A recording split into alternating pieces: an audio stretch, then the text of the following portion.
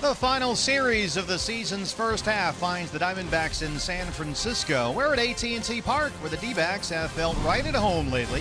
A 4-game sweep during our last visit in April, and 12 wins in 14 games here since the start of last season. It's the D-backs and the Giants. A full house expected on Fox Sports Arizona.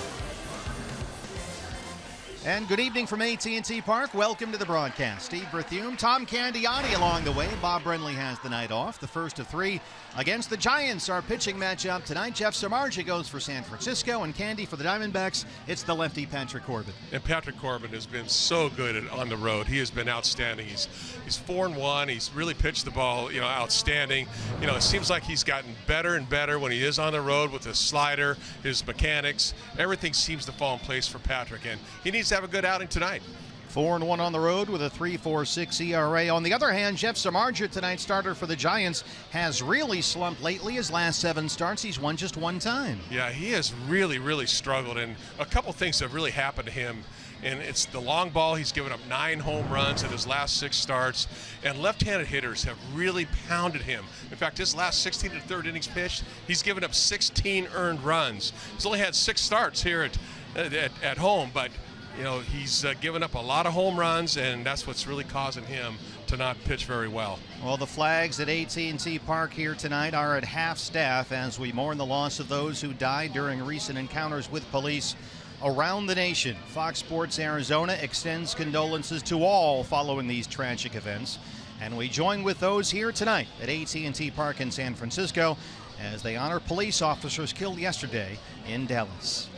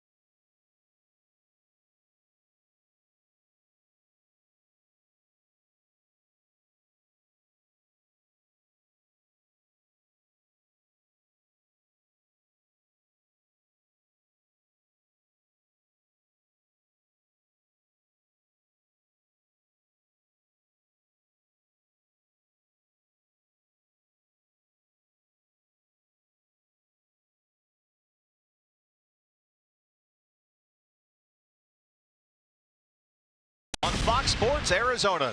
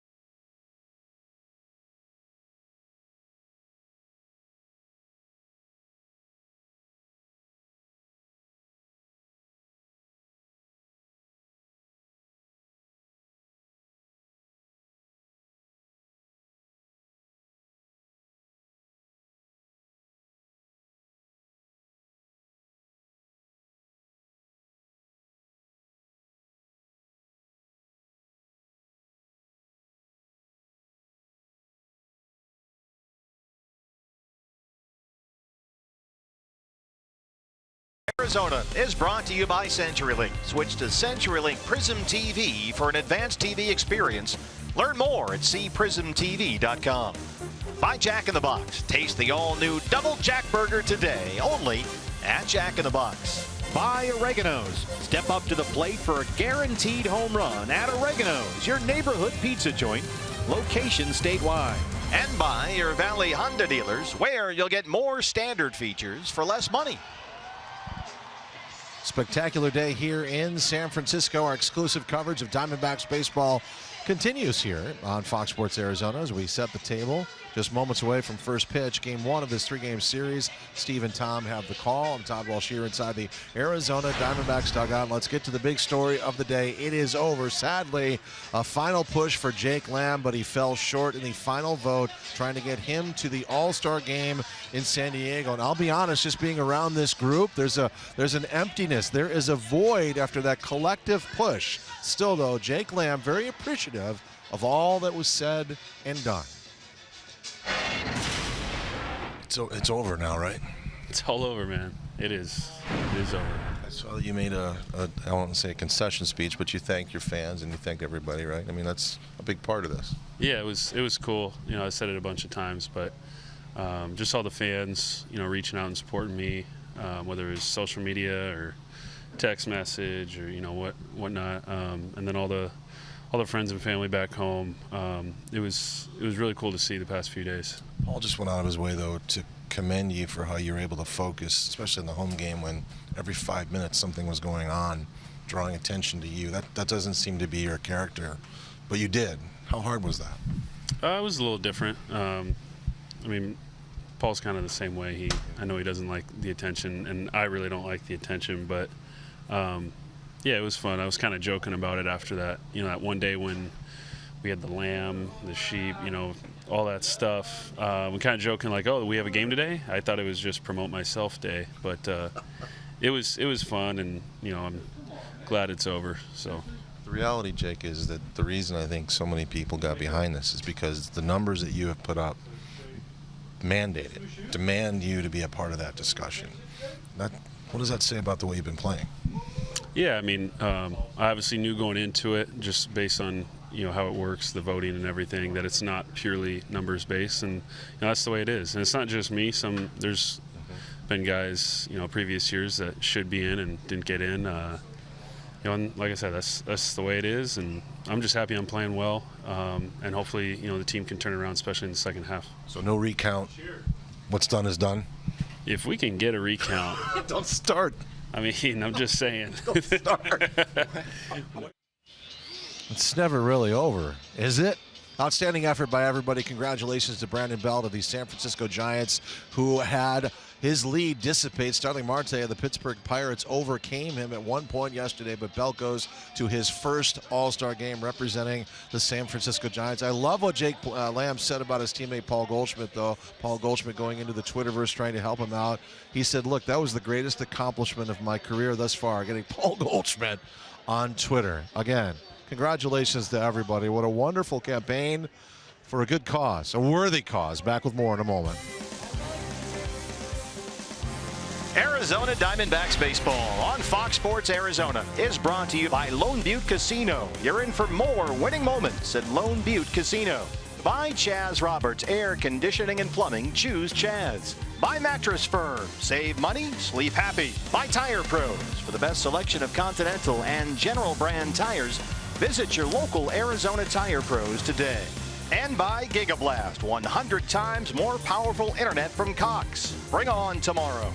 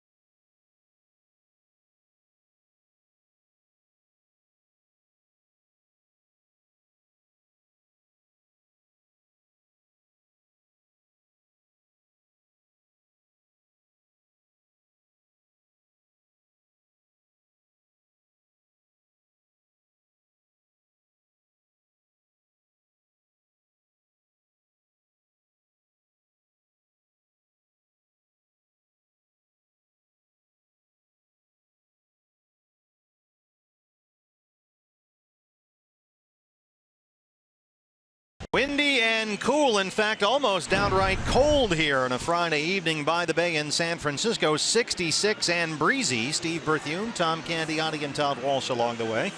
It's the D-backs and the Giants. Diamondbacks, since the start of last year, are 12-2 here at AT&T Park. That includes a 4-game sweep when we were last here back in April. And Candy, here's the lineup for Chip Hale's ball club tonight. Well, Chip's going with that basic lineup. Gene Segura leading off. Michael Bourne, who really hit Samardzija well in the number 2 spot. Goldie, Lamb, Castillo, Yasmani Tomas in the lineup, along with Brandon Drury, Nick Ahmed, and pitching Patrick Corbin. Your Arizona forward starting pitcher for the Giants, Jeff Samardzija, 8-5 with a 3.97. D-backs facing Samardzija for the 3rd time this year, but for the first time here at AT&T Park. Just saw him last Saturday at Chase Field.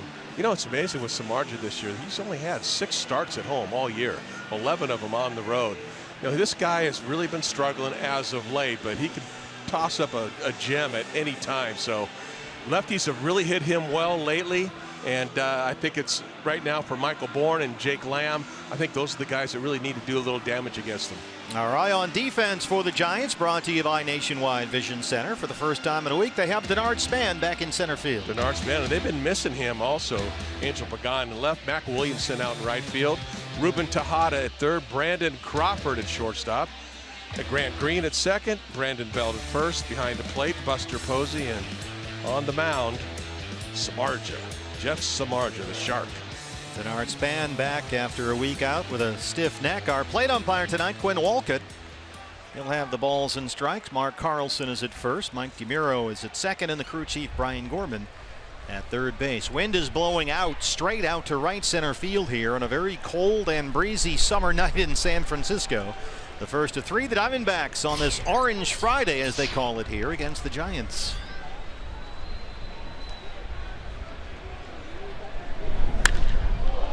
Segura hits this one very high in the air along the left field line, and that ball is gone. A home run, 1 pitch in. Gene Segura, that's number 6, and just like that, it's 1-0 Diamondbacks.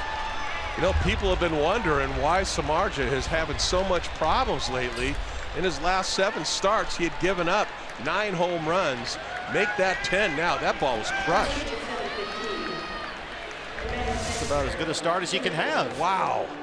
High fastball, probably just trying to throw on the inside part where you pitch Segura, and he was ready for it. He turned on. Look how quick that swing was. And loud. High in the air, able to keep it fair. That's his 6th home run. 1-0 Diamondbacks. It's 1-0 on Michael Bourne. Well, that's a great start, and we're thinking that Michael Bourne might be the guy to get things going. Ruben Tejada thinking the same way. He's in on the grass at third. Bourne, 271. He's got 2 home runs and very good career numbers against Jeff Samardzija. Tejada still in at third. That's fouled off, and it's 1-2. Okay, one of the best leadoff hitters, maybe in the history of baseball, but pitching against him, Ricky Henderson. He was a guy that would lead off and do all kinds of damage if you just threw him a fastball. He'd knock it out of the ballpark. If you walked him, he'd probably steal second and probably steal third. And Segura has that capability. Maybe not as much power, but he can do that. Well, Bourne 9 for 20 in his career against Jeff Samardzija, strikes out, and that'll bring up Goldie. Good fastball that time, and he had a pretty good location, inside tight. A Jumbo Jack off the bat of Gene Segura. Free Jumbo Jack tomorrow from our friends at Jack in the Box with the purchase of a large drink. Here's Paul Goldschmidt.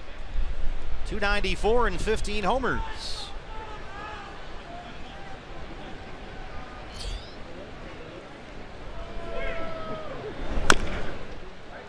Goldie has not really had those great numbers against Samardzija.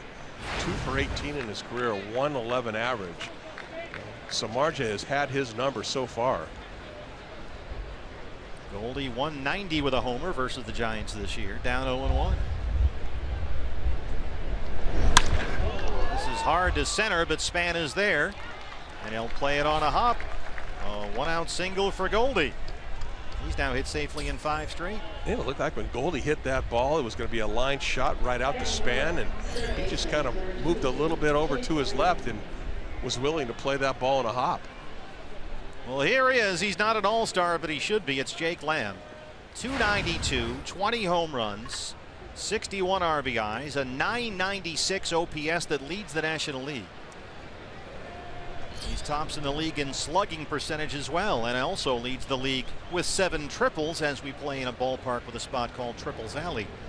So keep that in mind for the left-hand hitting Lamb.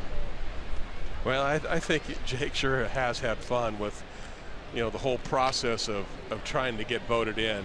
I think he was a really good sport about it too. He seemed to handle it really, really well. And as he told Todd Walsh, he and Goldie are kind of the same that way. They don't love the idea, but they embraced it when they needed to. Why fight it? Because all Diamondback fans wanted to see Jake in there, but he finished 4th in the final All-Star Game final vote. Voting ended this afternoon. That last spot went to the first baseman over there, Brandon Belt, for the Giants. And both those guys are deserving of it. I'll even throw Brandon Crawford out there. Yeah. 1-1. Let's see. It was Brandon Belt who actually passed the Pirates' Starling Marte in the voting just this morning, and then held on when the voting ended at 1 o'clock Arizona time. So Belt got it. Marte was second. Trevor Story of the Rockies third. Jake Lamb fourth, and Ryan Braun fifth. Final American League spot went to the Blue Jays' Michael Saunders. We'll keep an eye on Goldie over there. 11 for 14 in his stolen base attempts this year. Well, Saunders has had a whole country voting for him up there. Yeah, he had a fairly sizable advantage. He had provinces. When it comes to voting, there's no chance for anybody else. When you're getting votes in the Hay River Northwest Territories, you're doing something right. 1-2 on Jake. With Jake with 20 home runs, that's the most by a D-backs third baseman before the All-Star break, since Matt Williams had 23 before the break back in 1999.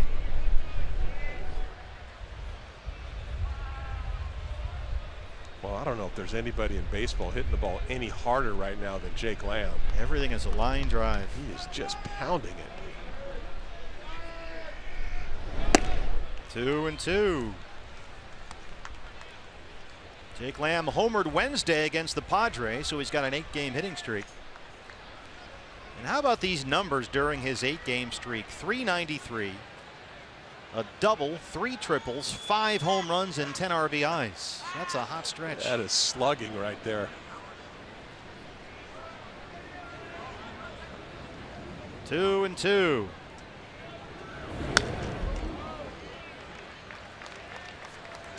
Coming after him with the fastball, 94.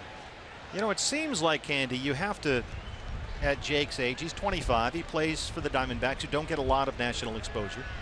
Although they'll play the Sunday night network game here coming up in the series finale. But it seems like you have to have at least 1 year where you kind of establish yourself. And then the All-Star bids and appearances start to roll in after that, like they did for Goldie. Yeah, exactly. I agree with you 100% on that one. People just have to get to know you a little bit. He's kind of really come out of nowhere. You know, he was banged up over the last year, and a lot of people didn't really know who he was. But man, when you're around him every day like we are, and get to see what he does out in the field and at the plate, you know this guy belongs on the All-Star team. And this is an area in which he has improved greatly, working the counts and being patient up there. 3-2 pitch. Goldie at first. He'll hold there. And Jake fouls it back. Long at bat here against the Shark. 1 pitch in. Gene Segura, home run. Just snuck it inside the left field foul pole. Michael Bourne struck out. Goldie at first with a 1-out single. 8th pitch of the at-bat coming up. 3-2 on Lamb. There goes Goldie. He'll do it again. 3-2. He was going on the pitch there. Well, Candy, time now for your Valley Honda dealers. Key to the game. I know you and Bob Brenly's staff have been in meetings all day. What'd you come up with?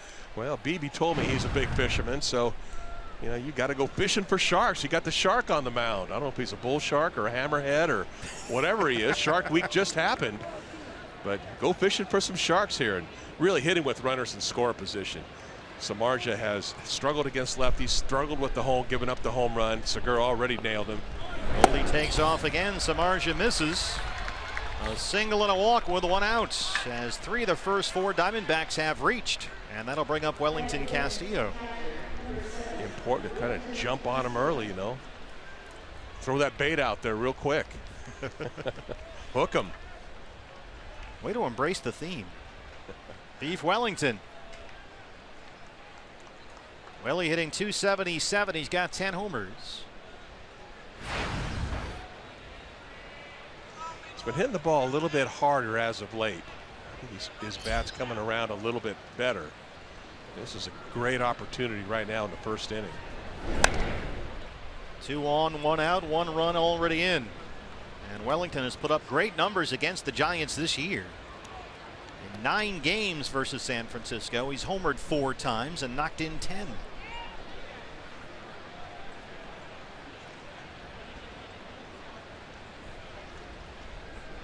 Situational hitting, situational baseball is where the D-backs really need to improve. Situations like this, getting those big hits. 1-1. Yeah, they left a lot of runners on base in these types of situations. That's something that needs to improve, there's no doubt. As we mentioned at the top of the show, and you mentioned, Candy, that Samardzich's been a little bumpy waters for the Shark lately. He's won just once in his last 7 starts, and his ERA in that span is over 6.5. Now 29, 30 earned runs so far now. I mentioned another home run, 10 home runs in those last, well, now 8 starts. It's a lot of home runs. And the Giants as a team aren't doing exceptionally well when he's out there. They're 3-4 in Samardzich's last 7 starts. 2 balls, 1 strike to Wellington Castillo. Swing and a miss. It's 2-2. Looked like a cut fastball. He kept right on the outside part of the plate that time. Got him to chase. Paul Goldschmidt with a 1-out single. As at second base, Jake Lamb. A base on balls at first. 2-2 on Castillo. A run in on the Segura homer. First pitch of the ball game. Already 20 pitches for Samardzich, 13 strikes. Just inside and it's full. Back-to-back 3-2 counts for the Shark. Good at bat right now for Welly. Let's see if he can win this at bat. I wouldn't be surprised if he goes with that cut fastball, the one he got the swing and a miss on a little bit earlier. 2 on, 1 out, 3 balls and 2 strikes. Here it is. Out of play. Really making him work, Candy, right out of the gate here. He's still only got 1 out. Posey going out, having a little chat with him, see what he wants to do. You can see Quinn Walcott, the plate umpire. He's got his warm weather gear on. It is breezy and cool down there. I mean, the flags are just whipping. And there are people in jackets, and I mean winter jackets. That's San Francisco in the summertime. Yeah, we're about, well, 50 degrees colder than we are at home right here. And it feels like it.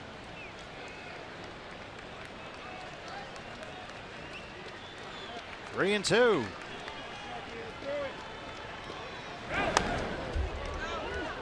Good pitch to hit that time. Looked like the cutter, but he left it inside. Didn't get it out over the plate where Posey wanted that pitch. 8th pitch of the at-bat coming up.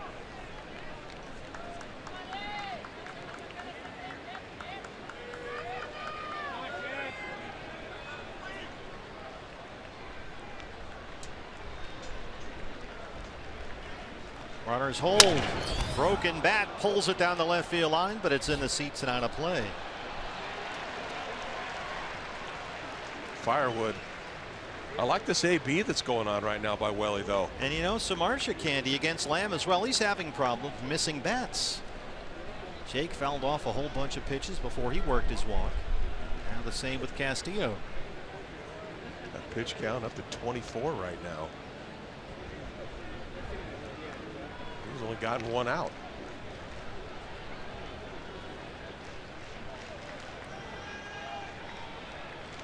Okay, these are the nights, though. They're real fun to pitch. It gets cold, it gets breezy. The pitchers really, and the catcher, the guys that stay warm and loose. This is lifted in the air, right field. Mac Williamson. Goldie back to the bag at second. He'll hold there. That's the second out. Well, Samardzija through the first 3 hitters threw only 7 pitches, but it's taken him 18 to get through the last 2. A walk to Lamb, now a fly out by Castillo. That'll bring up Yasmani Tomas. Those flags whipping the way they are. Mac Williamson at that time, he looked a little unsteady catching that ball. I thought he went back first, a little bit came in, and then reached up to end up catching that ball. So if that's any indication of what might be happening tonight with those balls up in the air with this wind, this could be interesting. It is blowing straight out to right center field, but as we know, it swirls. It will change direction numerous times over the course of the night here. Tomas swings at the first pitch and swings right through it. 0-1. He's hitting .255. He's got 13 home runs. These are the at-bats you really need. You know, even though Castillo made it out, he put a good at-bat on him. And Yasmani needs to do the same here. On the ground, and it rolls into left field. A base hit. Matt Williams will wave Goldie home. He will score. An RBI single for El Tanque, Yasmani Tomas, and it's 2-0 Diamondbacks. He went back-to-back cutters on him. This one was outside, and Yasmani hooked this ball, got the hole on the left side of the infield, and with 2 outs, Goldie is going, and he ends up scoring. Outside cutter. Posey was reaching for it, didn't make his glove. Almost sound like a broken bat, but ends up as a base hit and an RBI. 2-0. Here's Brandon Drury.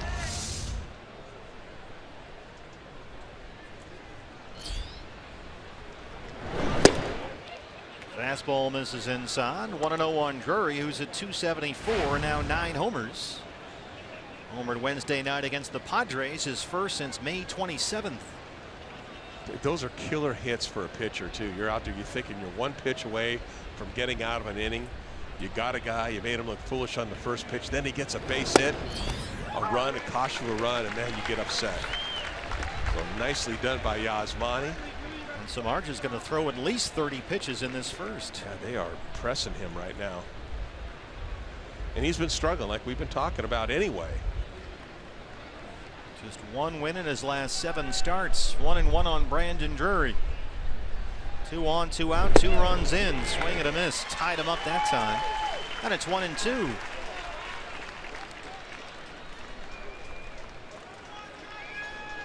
Brandon has doubled in 4 consecutive games. He's got 5 extra base hits in his last 4 games.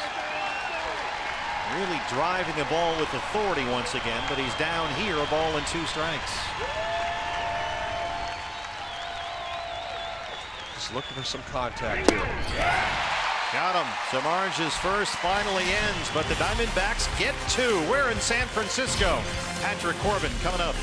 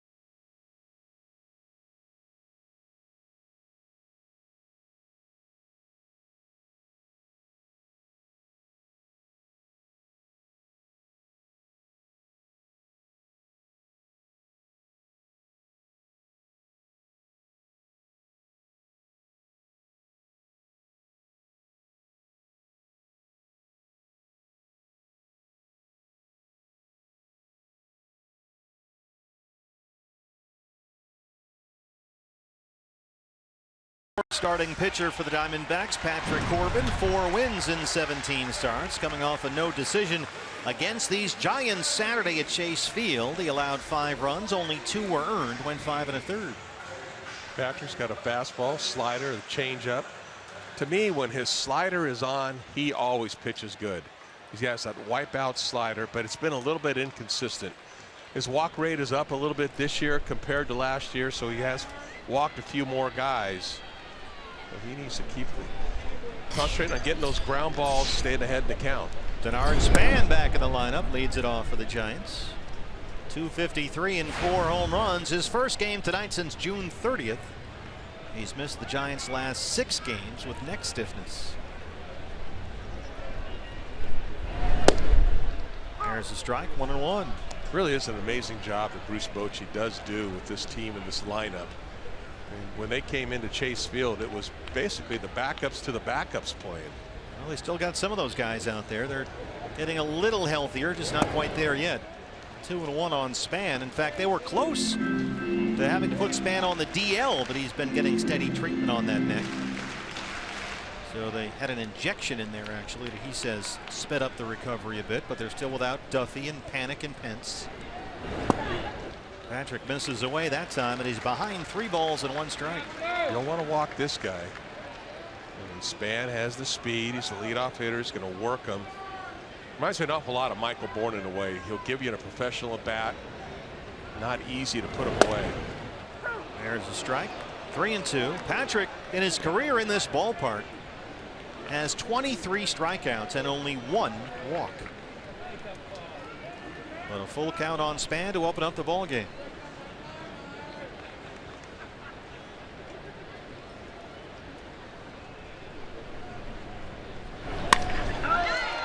Right to Nick Ahmed on the tough short hop, 1 away. The lineup for Bruce Bochy and his San Francisco Giants. Well, the Giants have Denard Span, who we just saw there. Angel Pagan hit second, Brendan Belt, Buster Posey, Brandon Crawford, Mac Williamson, and then over at second base is that Grant Green, Ruben Tejada, and Jeff Samardzija. Bruce Bochy's ball club, best record in baseball, 54-33. They hold a 6.5 game lead over the Dodgers atop the National League West. Here's Angel Pagan batting second in left field tonight. 286 and 4 home runs. He's got 15 RBIs in his last 15 games. There's a strike, 0-1. He's had 34 at-bats against Corbin, so we've seen him quite a bit with 9 hits. Pagan has hit safely in 3 straight. He homered here Monday against the Rockies. That's a little roller to third for Jake Lamb. Our eye on defense for the D-backs, Candy, is brought to you by Nationwide Vision Centers. Well, you got out in left field, Brandon Drury, Yasmani Tomas there. You see in right field. Michael Bourne in center, Jake Lamb at third, Nick Ahmed at short, Gene Segura at second, Goldie at first base, Wellington Castillo behind the plate, and Patrick Corbin on the mound. And Jake Lamb moves over into his shift for the All-Star Brandon Belt, who gets a big ovation from the Giant fans on this Orange Friday. They wear their alternate home jerseys.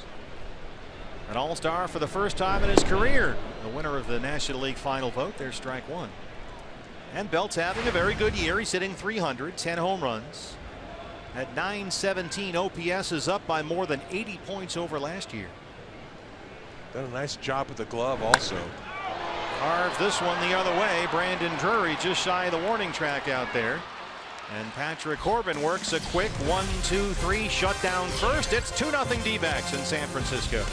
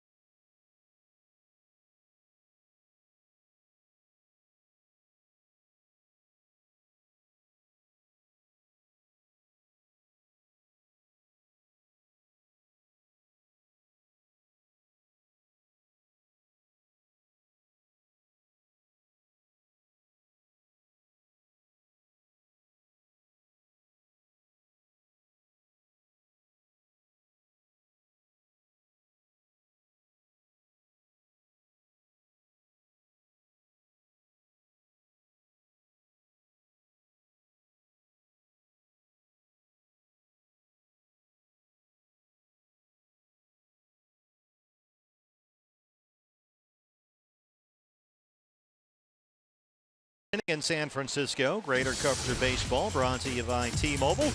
Giants leading the division, 6.5 up on the Dodgers atop the National League West. LA hosting San Diego. Padres lead that game 1-0. Rockies are hosting the Phillies, and Philadelphia has a 4-2 lead in the 7th at Coors Field. Nick Ahmed leads off the second against Jeff Samardzija. So where you want to stay right on Samardzija again. Don't give him any chance to come up for air. He really struggled in that first inning, threw a lot of pitches. Get on base. There's a stat for you, Candy. Patrick Corbin had a 10-pitch first inning. Samardzija threw 31. Brandon Crawford, strong throw. And he makes another tremendous play. The Giants shortstop throws out Ahmed on the short hop backhander of the outfield grass. This guy is so clutch back there. You're seeing two great shortstops in this game, and Ahmed right there. Crawford, strong arm, plants himself. It couldn't do that any better. Brandon Crawford with a sizable lead among all big league shortstops in defensive runs saved. The metrics say he's the best in the business right now. Here's Patrick Corbin. I can't argue with that one. What's amazing is how along the way Candy Orle's played Gold Glove caliber defense. He's turned himself into a real middle of the order type bat. Brandon Crawford, he leads the team at RBIs. And he spanks lefties also. I mean, he does Which he did not do a few years ago. Yeah. I mean, he has really learned how to hit lefties well. I mean, very easily this guy could be on the All-Star team. Very easily. First 0-2 count of the night for Jeff Samardzija, and it comes against the pitcher. But Patrick, one of the better hitting pitchers in the National League. Very good athlete. Pagan played a little shallow out in left field, and Corbin hits a lot of balls that way. He's got a knack for sort of carving that pitch down the left field line, but he pulls this one and it rolls into right field. A base hit for Corbin. Fourth hit for the Diamondbacks against Samardzija. Well, he decides to pull one, gets it through the hole. He has got the magic stick going this year. Speaking of, here's the guy who hit the first pitch of the ball game out for a home run, Jean Segura. It looked like this. Got it up and it stayed just fair enough.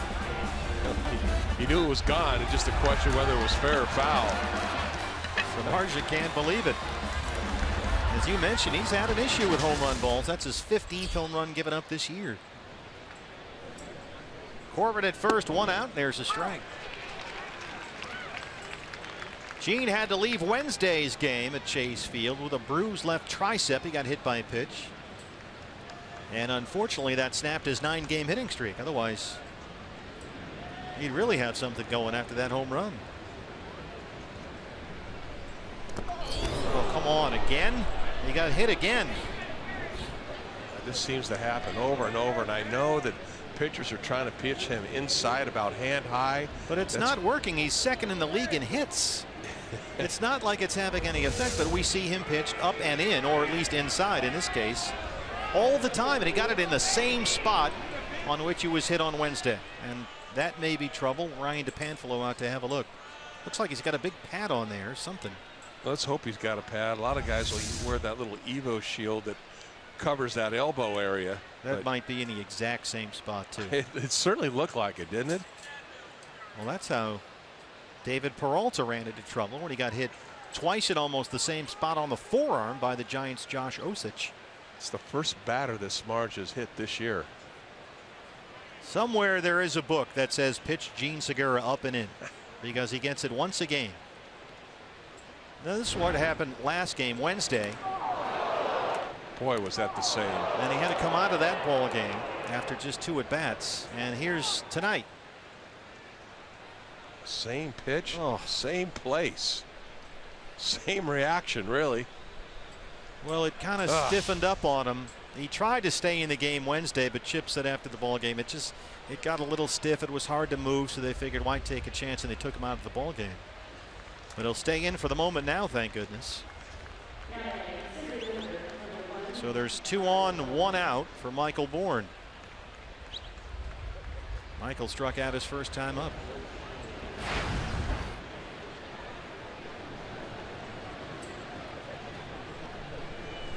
Now let's see if Michael can make it hurt.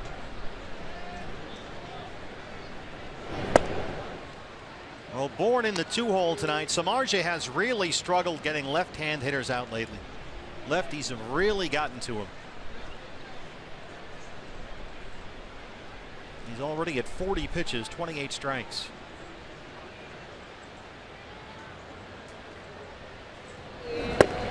Stays away again, and again Bourne takes. It's ball 2. Michael 0 for 5 Wednesday in a loss to the Padres. That snapped a 6-game hitting streak. Samardzija with an extra long look in that time of Quinn Wolcott.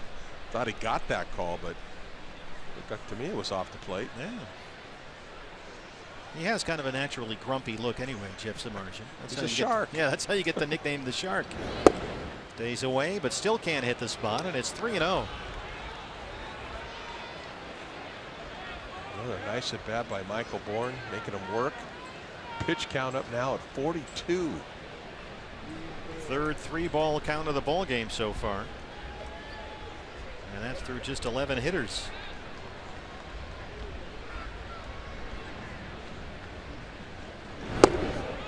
There's a strike, 3-1.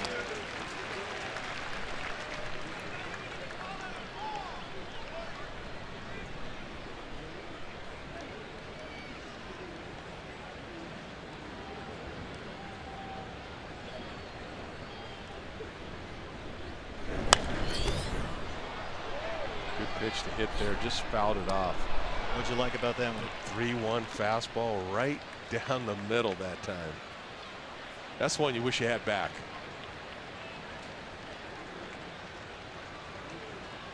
Patrick Corbin, the pitcher, is at second. Gene Segura at first. 1 out. Diamondbacks up 2-0 here in the second. The 3-2 to Michael Bourne.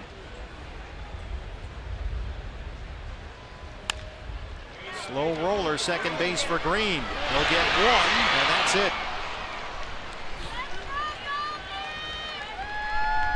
Crawford looked down after that. Segura, who slid well past the bag that time.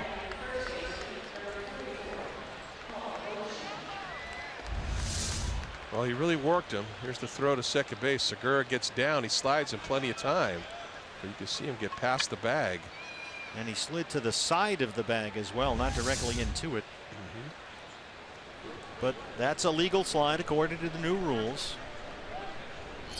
So they're on the corners, 2 down for Goldie, who singled and scored his first time up. Ball 1. Chance for a big hit right here. You give yourself a big inning. Goldie Lamb. Goldie headed to his 4th consecutive All-Star game. Randy Johnson, the only other Diamondback ever to do that.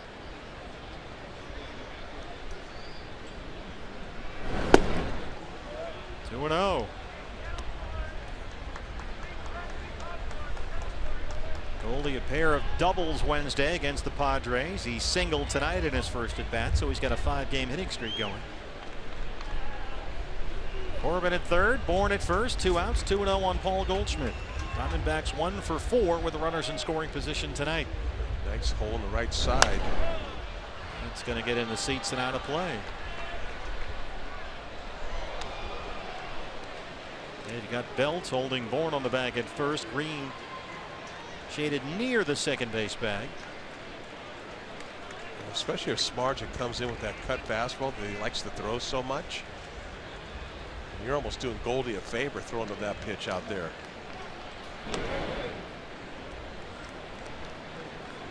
Well, Goldie pulling the ball a lot more often this year. He's not going to center field or to right field nearly as much as he did last year. 2 balls and a strike. That's in there, 2-2. He went through that stretch. I think it was probably in sometime the middle of April to maybe the middle of May or so, where he was just barely topping the ball, pulling the ball a lot. And I don't know, at least we were talking a lot about it. He's let the ball travel a little bit more and hit that line drive to right field. This is a perfect ballpark for him with that triples alley in right center. The 2-2 from Jeff Samardzija. Got him. Diamondbacks strand 2, but they lead it 2-0.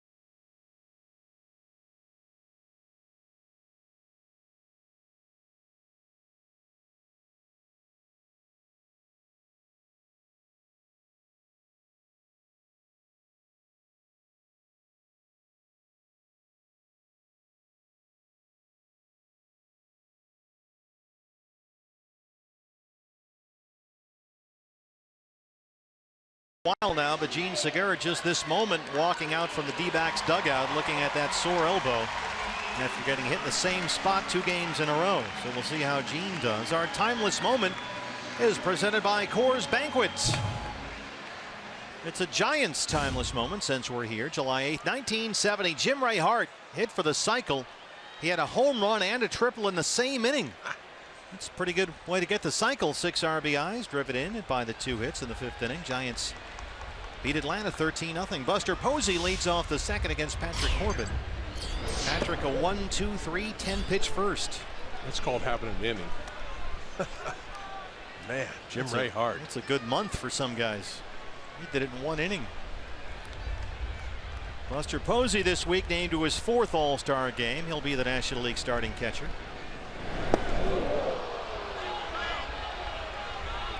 Two 2-0. Posey 289. He's got 11 home runs. Almost didn't look like Buster liked that ball coming inside. Well, you think maybe because Segura got plunked? I don't want to start a conspiracy theory, but no, but it happens.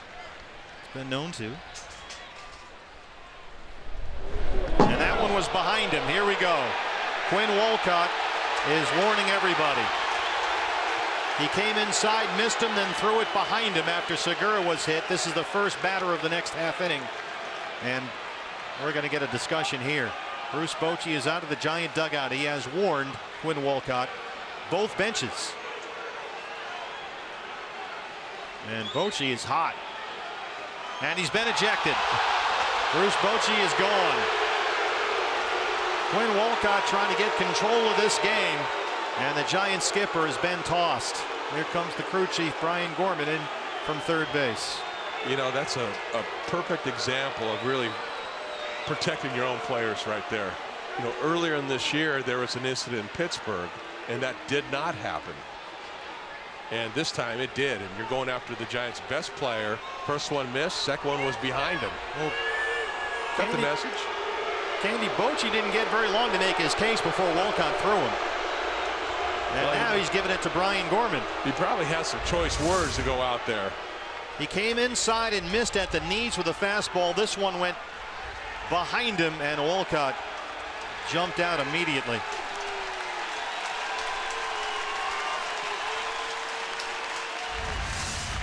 So Bochy will leave, and it's a 3-0 count on Buster Posey.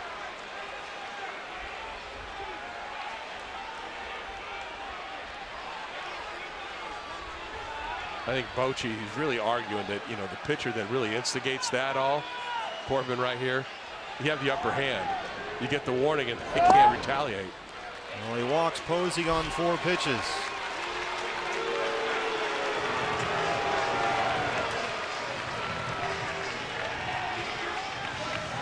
Where do you stand with all that, what we've just seen? Well, I think what I was just saying is, you know, it's a matter of protecting your own right there. There was an incident earlier this year in Pittsburgh, and a lot of the Diamondbacks were getting hit, and I think it was Garrett Cole that was coming up, and I think they're trying to throw him inside. Didn't work. I mean, there's not a whole lot of, I guess, discretion when you throw inside and miss, then throw behind him. It's fairly obvious. There's no that's question probably about what it. Quinn Wolcott saw, which is why he acted so quickly. And that's why he has to give the warning. But the problem with that for Bruce Bochy, if you look at it from his set of eyes, you don't have a chance to get back. Or throw inside. Or throw inside now. Crawford homered off Patrick Corbin Saturday when the Giants were at Chase Field. There's a strike, 1-1. Nice slider that time. Good pitch. Brandon Crawford, 271, 8 home runs, leading the Giants in RBIs this year. And he has really hit the ball well over the last month. 22 RBIs in his last 22 games. Posey at first, nobody out. There's a strike, 1-2. Good old-fashioned baseball. Guy hits a home run, so you plunk him the next time. He's pitching inside. They probably have no idea Segura was hit in the same spot before that, but you go after the other team's best hitter. That's Buster Posey.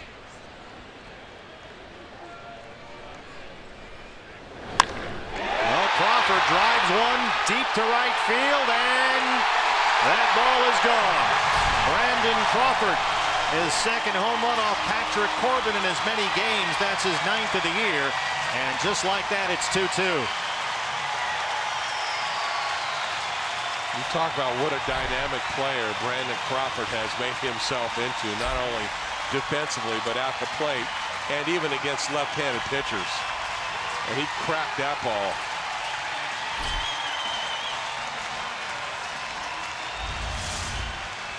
Location of the pitch. Fastball, belt high, about mid-thigh high, almost belt high, and he didn't miss it. That's the 4th home run allowed by Patrick Corbin against the Giants in his last 3 starts, 2 of them by Crawford. And that brings Mike Butcher out for a visit.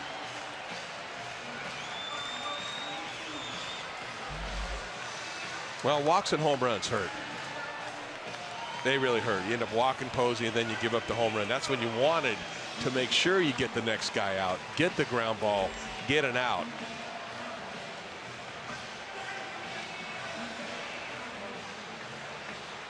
Quinn Walcott out to break this up. Time has expired on Mike Butcher. Little overtime there as the clock runs out to the pitching coach. You think they're still really paying that close of attention to that? I think that they are paying very close attention to pace of game every moment. That is a top priority in the commissioner's office. Mac Williamson, last time he faced Corbin, he hit one 460 feet at Chase Field off the DBTV board. That was a week ago. Ball 1. Williamson 226 and 3 home runs.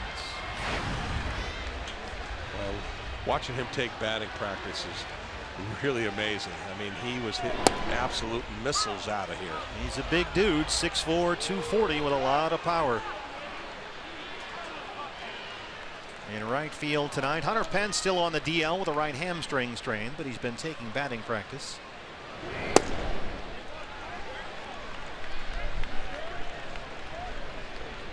If you give up a 460-foot homer to a guy, do you remember it a week later when he steps in there against you again? I remember that his whole career. Wow. There's some I still remember. And they usually aren't the cheap ones. Yeah, Williamson almost hit it off his own face on the DBTV board last week. 2-2. Still looking for the first out in the second.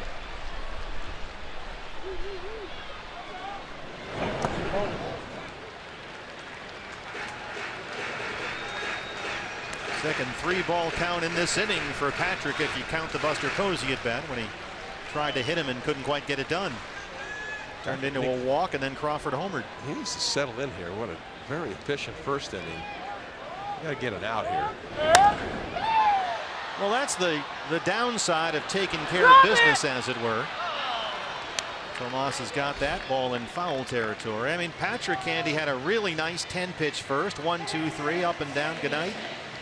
But then he comes out for the second with a 2-0 lead, and he's got to sort of take care of business, I guess. And is that a distraction? It seemed to have been in this case. Yeah, but even if you have a leadoff walk, you don't like to see leadoff walks, but you have to, as a pitcher, your mentality is when you walk a guy, you come back and you got to get the next guy out. You can't give up a hit.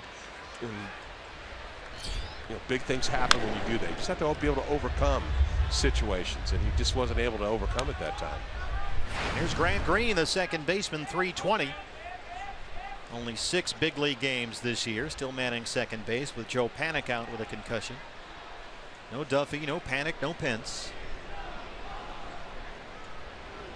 There's a chopper on a short hop to Lamb at third. Jake Galexic throws him out, 2 down.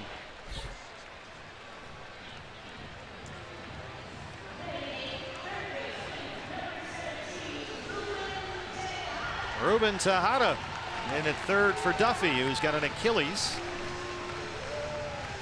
Tejada with the Giants and the Cardinals this year. 155 in just over 30 games.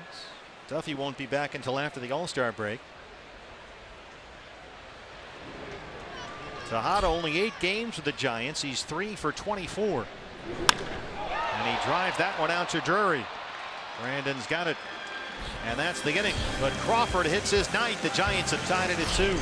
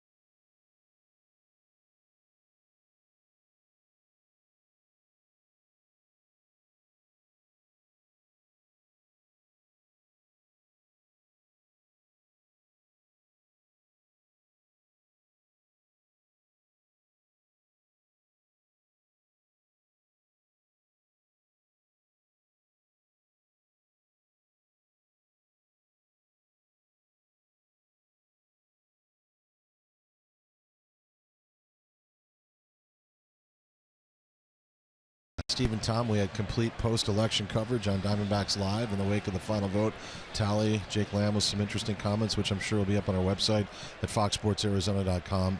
I do personally really love what he had to say about Paul Goldschmidt being on Twitter. Steve, I think you might like this when he said it was the greatest accomplishment of his career. It's up there, certainly. I mean, think about that. To be able to already say that. Take a lead off the third against Jeff Samardzija. I saw Goldie posted, I think, like a tourist photo on there. Yeah, with the wrong bridge.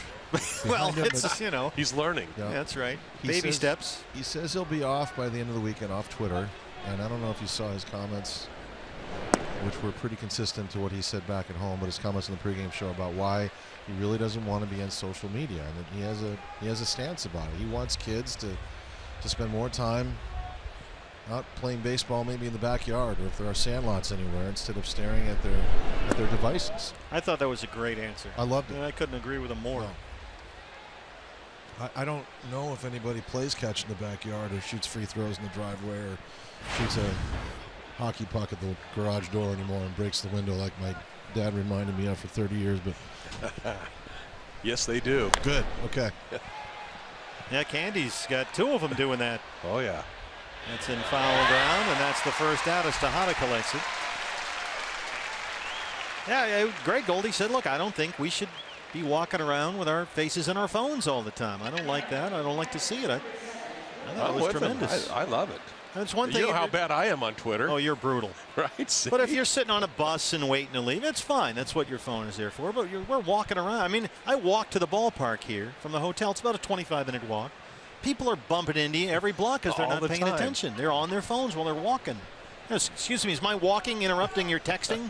They're texting, then they stop right in front of you. Yeah, so let's pay attention. Let's get engaged, right, Todd? I mean, that's Yep. what life is. The 6 inches in front of your face, as Al Pacino said in Any Given Sunday. Yes, he did. Yeah, I'll tell you what. The first time you really figure out how much a part of that becomes your real life is when you have a neck issue. Let's just say you get old like one of us gets. And you go to the doctor and he Get in line. says, you know what? Your posture is horrible because you're constantly staring. I know describing that you're already looking at your phone. So put your phone down, improve your posture, and you move on. That's Goldie's message. Just a life lesson here. I like it. So you're saying get rid of phones, right? No, just control it. I mean, let's engage with your surroundings, Candy. Be at one with the universe. I'm fine with that. Trust me. I could care less if we had a phone. I'm never sure you've ever been at one with your universe. The phone, we He's want a- to get rid of phone he's on or there- all that stuff. Yeah, He's get on there rid of it. doing mock drafts all the time. There you go. See, We do breathing exercises between innings up here. my Twitter is all about my fantasy football info. Yeah, why don't we get a Tai Chi class going up here between innings? How about Good. that? Why not? We're do all that stuff. Char will get it going. You know what? I really like what Paul said, though. He makes a concerted effort to put the phone down. I think we all need to do that. Yep.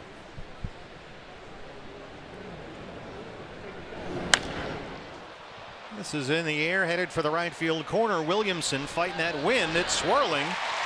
And he tracks it down. That's been a public service announcement from Paul Goldschmidt, Jake Lamb, and Todd Walsh. We're tied up in San Francisco. Todd, thanks.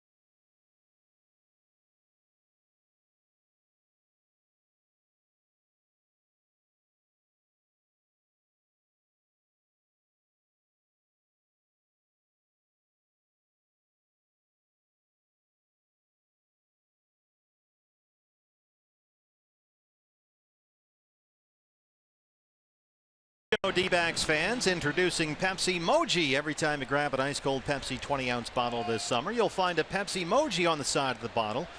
And there are hundreds of different designs, so show the world how you feel and what you love with Pepsi Moji using hashtag #SayItWithPepsi. Jeff Samardzija, the pitcher, leads off the Giant third, and he ropes that one down the left field line. Brandon Drury has to collect it, and Samardzija has a double. Samardzija is no slouch with the bat either. Watching his batting practice today, he was launching some balls. He's sitting on a fastball down and in and just rakes it right over the third base bag and into the corner. That's an easy double. That'll bring up the leadoff man, Denard Span, who grounded out.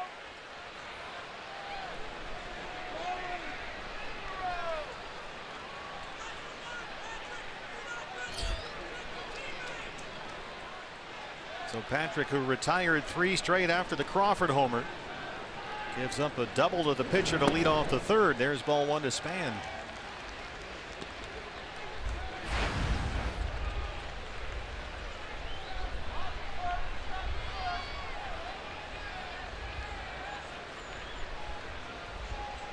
Span's a difficult out. You got to respect the bunt against this guy. He's not afraid to hit the ball the other way. He'll slap it through there. Really hit the ball hard his first time to Ahmed. And every once in a while, he'll jump you.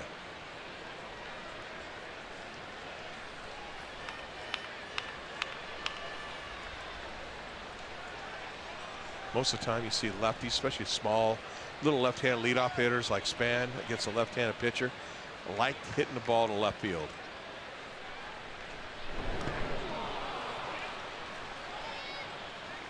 Good breaking ball that time in the dirt. Got a swing and a miss. Patrick has not been getting as many swings and misses as he has in the past. Not nearly as many. And I think one of the reasons for that too, for me anyway, has been, well, first of all, the location, but the slider. He used to have a swing and miss slider. It was just filthy at times. He doesn't quite have that same kind of slider. And I think, Candy, hasn't found it yet. That may be one reason why his fastball is getting hit so hard. Because when you look at the pitch data, the fastball is the pitch that's getting killed.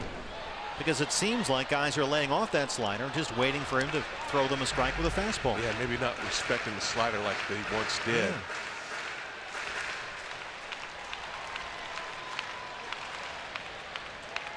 I mean, he used to be to a point, and when he got 2 strikes on a guy, 0-2, 1-2, you just knew it was coming. You knew it was going to be a strikeout. Just bury that thing. Yeah. Just not been able to do that consistently this year. But ahead of Span, a ball and 2 strikes.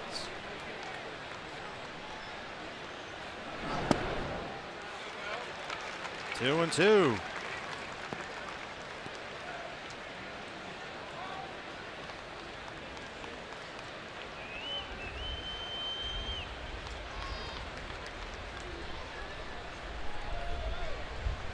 It seems like when he's facing left-handed hitters, more so this year, you're going to see pretty much fastball slider. You're not going to see as many changeups to lefties as he does against righties. So he becomes almost a 2-pitch pitcher to a left-handed hitter. That's advantage hitter in that case then, huh? I agree. I mean, lefties are hitting 279 against them. Righties are only hitting 281 against them, so it's pretty even splits. But you'd think he'd be a lot better against left-handed hitters. Well, this is a tough left-hand hitter up there.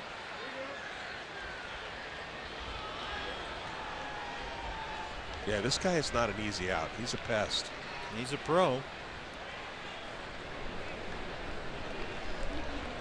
2 and 2. Just inside it, it's full. Castillo trying to frame that pitch. Fastball inside, really had a lot of glove movement trying to bring that ball back over the inside corner. Once again, Patrick having to work hard. This will be the 8th pitch of this at bat to Denard Span. Samardzija, the runner at second, and nobody out. Getting into danger territory here too, where he's at in the lineup. Just thinking that you've got the heads of state coming up here: Pagan, Belt, Posey, and Crawford. So when you're up there against the Williamsons and the Greens and the Tejadas, you got to get your outs there, right? Yeah, got to count those outs.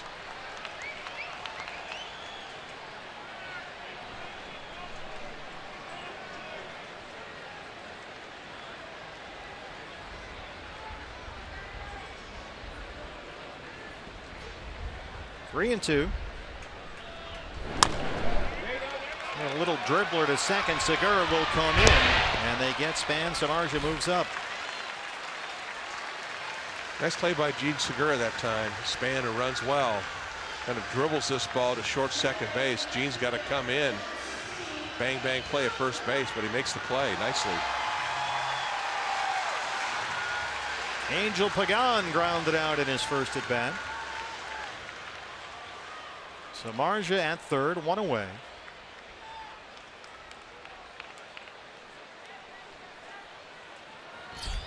Diamondbacks led it 2-0 after a half inning. Segura hit the first pitch of the ball game out for a homer. Then Tomas had an RBI single. Crawford's 2-run homer in the second tied it at 2.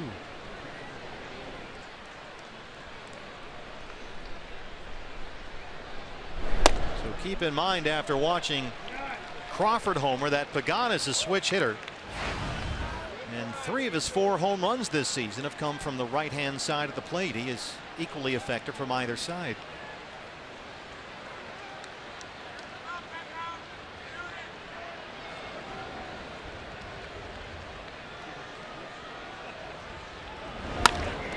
Off Corbin's leg. Looks Samardzija back. Gets the out. Now we'll check on Patrick. And that ball was really hit hard. Here comes Ryan DePanfilo along with Chip Hale. Corbin does not finish in good fielding position. He's one of those pitchers that falls off. And when you fall off, you're a little bit helpless unless the ball's hitting your glove. It looked like it got him in somewhere in the right leg. I think it might have hit both legs. Caromed off one and hit the other. Patrick seems to be just fine, thankfully. He paid the price for that one. Sure did. I mean, that was going to be a base hit to center field. He sacrificed his body for that one. Yeah, that doesn't hit Corbin. It's a 3-2 ball game. Instead, Samardzija is still at third. 2 outs now for Brandon Belt. Belt flying out to left his first time up. Headed to the All-Star game in Jake Lamb's spot. Belt got nearly 10.5 million votes as part of the final vote process. Did they list all the amounts of all the votes? They don't do that because in case one guy finishes last and it's way behind, they don't want any player to get embarrassed. So they'll just sort of give you the total for the winner and that's it, and then give you the order. Gotcha. But they don't give you the vote totals. Ryan Braun finished last. Shift is on for Belt, and Corbin's behind 2-0. So you can't go for the recount. No, unfortunately. Belt got a late voting push. He overtook the Pirates' Starling Marte this morning, actually, and then held on to get almost 10.5 million votes. Jake Lamb was 4th in the final vote. So Belt will join Buster Posey, Johnny Cueto, and Madison Bumgarner for the All-Star game. Although Bumgarner, who will start here Sunday night, says he won't pitch then because of that on Tuesday in San Diego. That's the Sunday Night Network game here, the series finale, Archie Bradley against Matt Buck. But Brandon Belt, a deserving All-Star. He's leading the league with 27 doubles.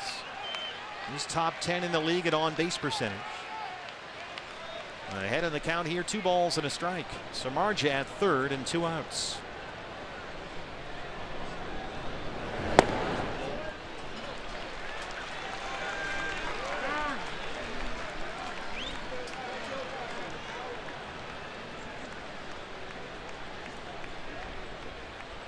Belt this year doing just fine against left-hand pitching. He's hitting about 280 versus lefties with 4 homers.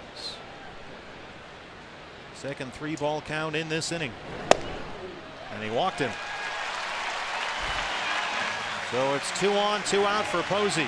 Second walk issued by Patrick Corbin. Looked like a pretty good pitch that time. Castillo barely moved his glove. Fastball right on the outside corner. See his glove. Off the plate according to Fox Tracks. Big at bat in the ball game for Patrick right here. Samardzija at third. Belt at first, 2 outs. Here's Posey. Corbin tried to hit him twice his first time up before walking him. He came in on the Crawford homer. Think they ever thought about putting Fox tracks in the dugout for the managers? It might help. Chip, well, as you said, it looked like a pretty good pitch. That would. It really did. Certainly what Chip's expression was telling us. He thought the same thing. That's foul, though, off.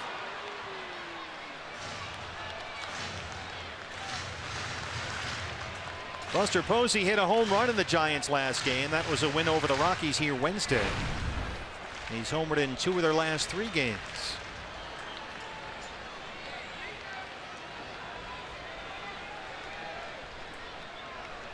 Giants tonight 0 for 2 with the runners in scoring position.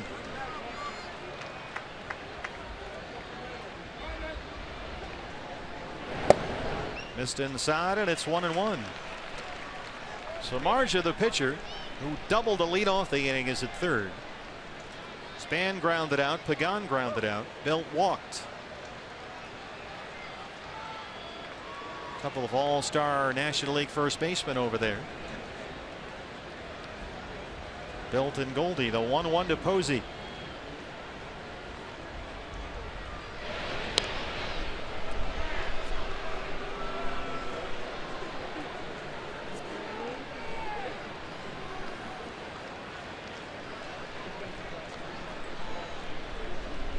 Man, pitching with runners in scoring position, situational baseball. This is where the Diamondbacks have struggled, both on the mound and at the plate, really. Yep.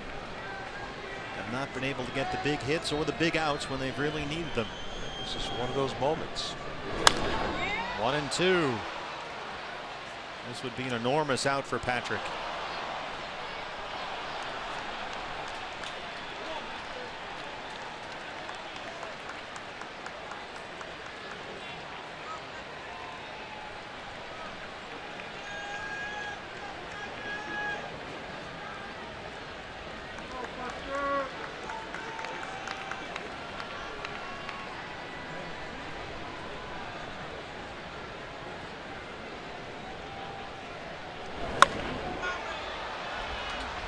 Got him out in front and defensive with 2 strikes.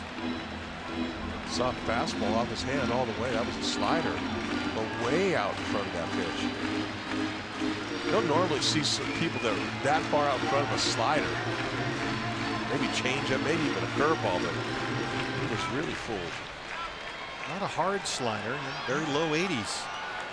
22nd pitch of this inning for Patrick Corbin on the way. 2 on, 2 out, 1-2 on Buster Posey.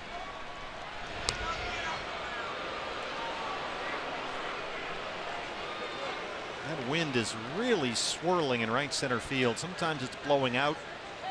Other times it's blowing toward the right field foul pole. Flags are all turned around out there.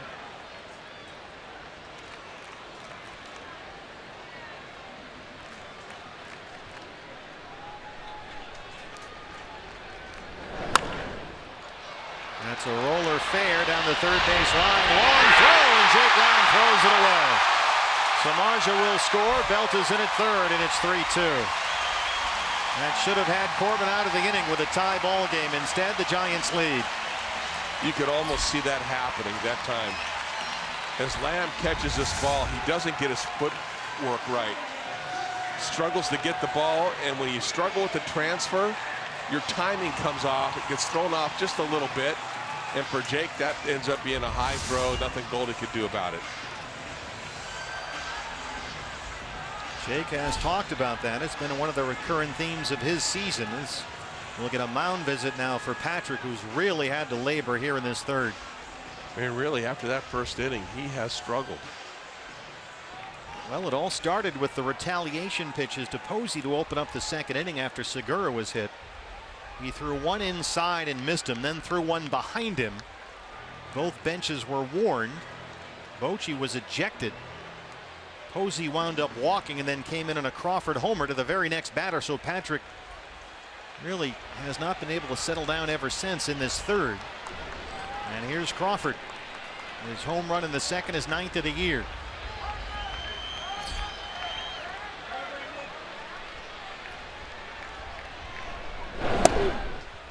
Just inside. This was Brandon Crawford after Posey was walked almost intentionally.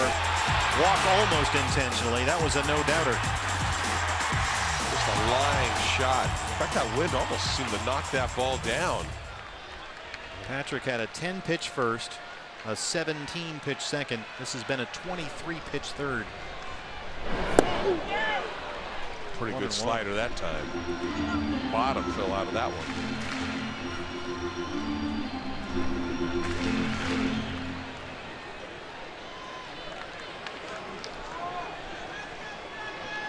You'll see it. Some of the sliders are there, some aren't quite there.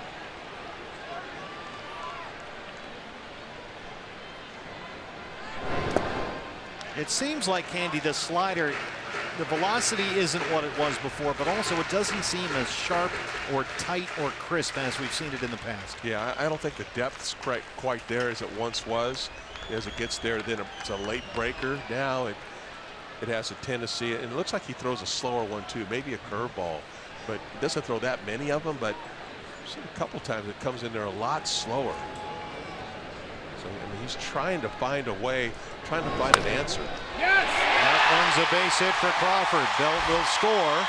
Posey takes the turn and heads for third, and the Giants have a 4-2 lead.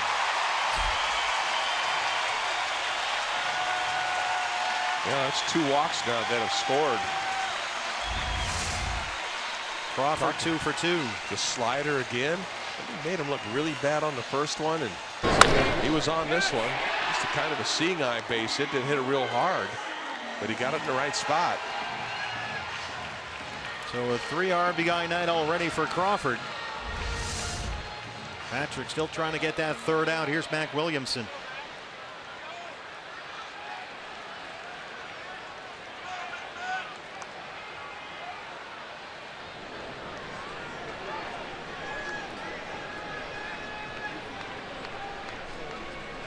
A lot of times when you take the mound, you have to have that one pitch. You got to have something to go to, a go-to pitch, something.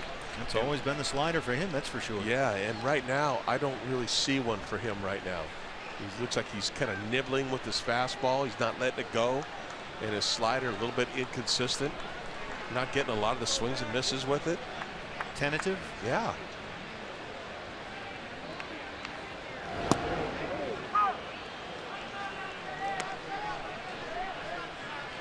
He's had only 2 first pitch strikes this inning, Patrick Corbin. 1-1 on Williamson.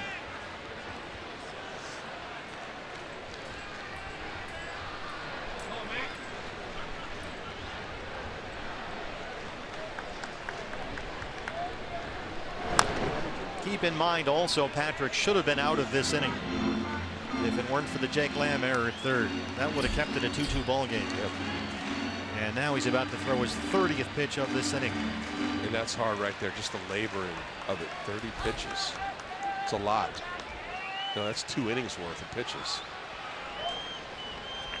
Yeah, he would have stranded Samardzij's leadoff double at third. And Belt's walk. But then Posey reached on the error. Crawford singled. Now 2-2 on Williamson.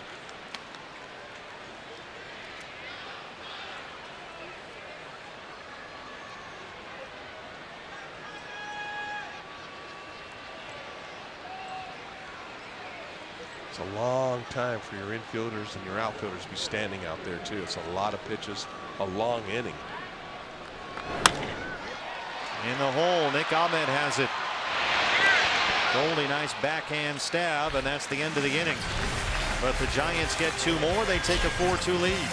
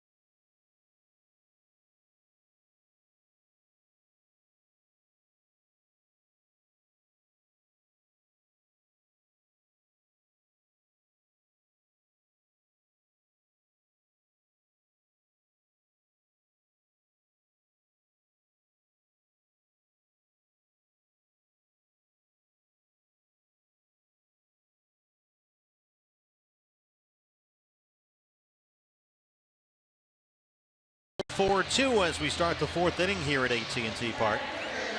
Hey fans, cheer on your Diamondbacks as the division rival Dodgers return to Chase Field next weekend. That's July 15th through the 17th. And the first 20,000 fans to that ball game next Saturday, July 16th. Get this D-backs sombrero. We've seen it over the last few weeks. Get your D-backs Dodgers tickets at dbacks.com. Luis Coronel has a post-game concert after that ball game. Just had a visit from Luis in our booth the other day. Brandon Drury leads off the fourth against Jeff Samardzija, who's now got a 4-2 lead. He's retired the last four he's faced. Let's see if you can answer right back right now. That's two-run innings the Giants have put on the D-backs. They get back on the board, get some momentum going. Sky-high pop-up, that's behind the screen, and Brandon is quickly down 0-2. He struck out his first time up. Candy Samardzija really gives you that turn, the Johnny Cueto turn. We saw that last week at Chase Field. Sometimes it's a little more exaggerated than others, but there are moments where he'll show you his whole uniform number on the back to the hitter right there. You know what that does also, it does a couple things. First of all, it's all about hiding the ball too. A lot of times hitters are taught to have their eyes drift to your release point. So when you have that big turn, they can't quite pick it up. The other thing it does, it helps you stay back, especially when you're throwing off-speed pitches like a slider in his case, a cutter. It keeps you staying back and behind the ball. A lot of times the guys that don't have the turn, they open up, that front shoulder flies open, and then they're all over the place.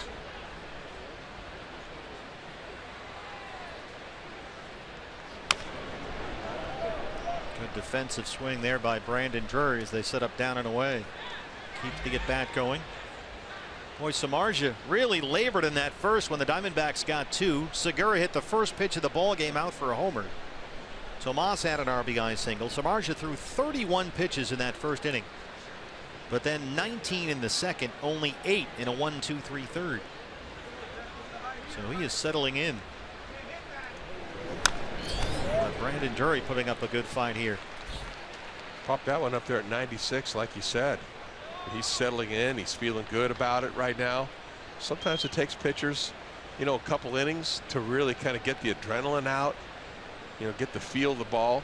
And it looks like he's starting to get it right now. 2-2.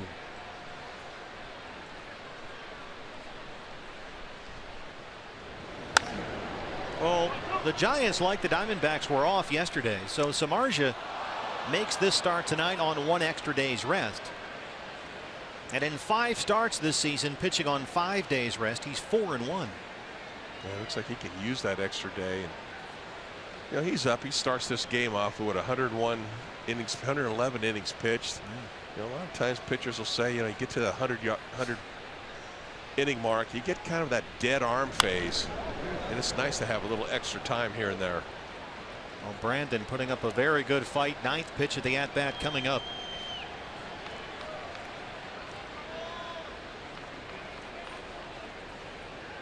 Four really straight likes foul balls. Yeah, and that was another cut fastball there. He really likes his cutter.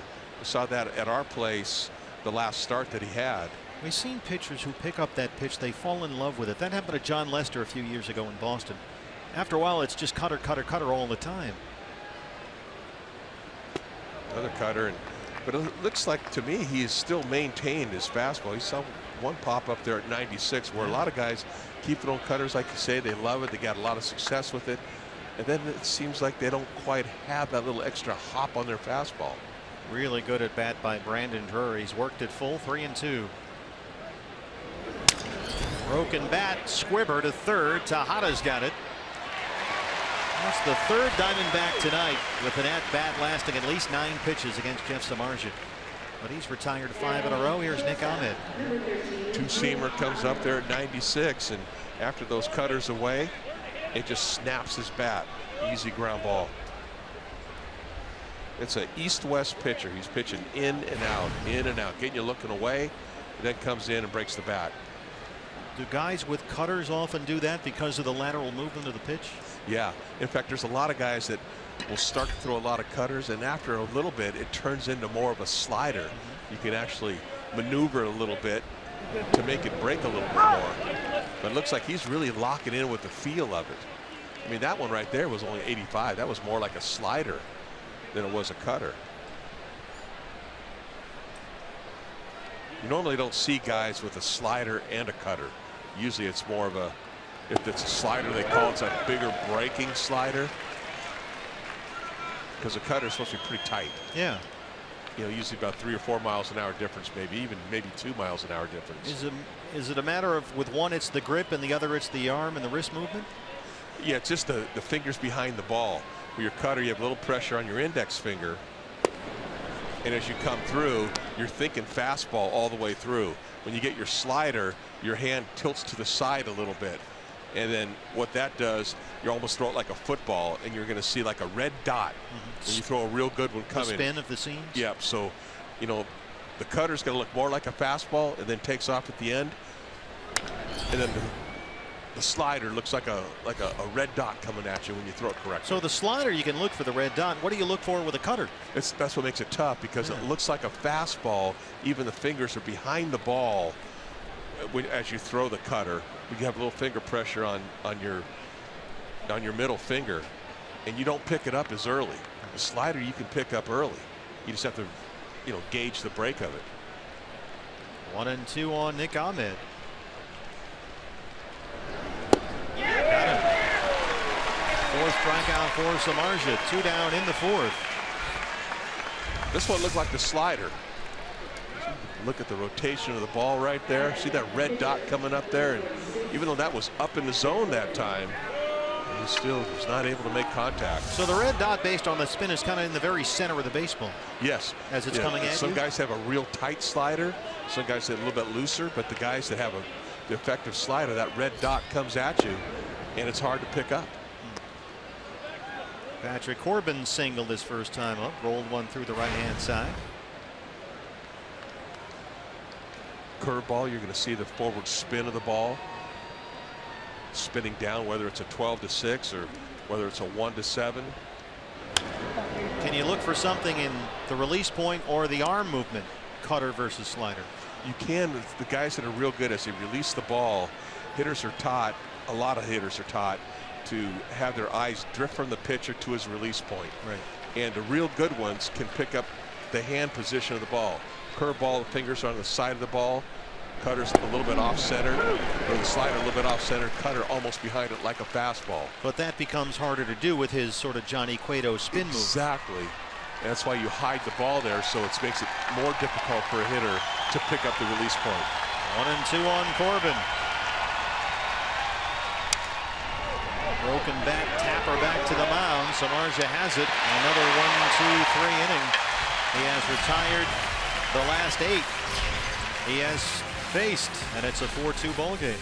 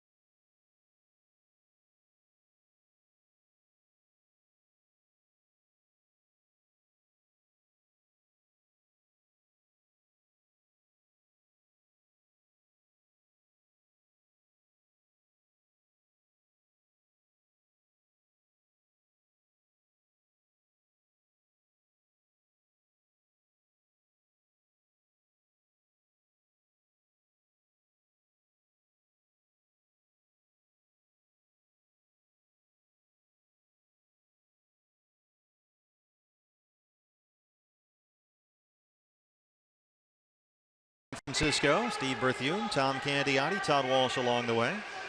What's next brought to you by CenturyLink. It's a 3-game series here, the final series of the first half of the year before the All-Star break. A day game tomorrow, 1:05 first pitch of the afternoon. Diamondback Live pregame show comes your way at 12:30 on Fox Sports Arizona. Robbie Ray against the veteran Jake Peavy. And then the Sunday Night Network game in the series finale to close out the first half. D-backs trail at 4-2. Grant Green, the second baseman, leads off the fourth against Patrick Corbin.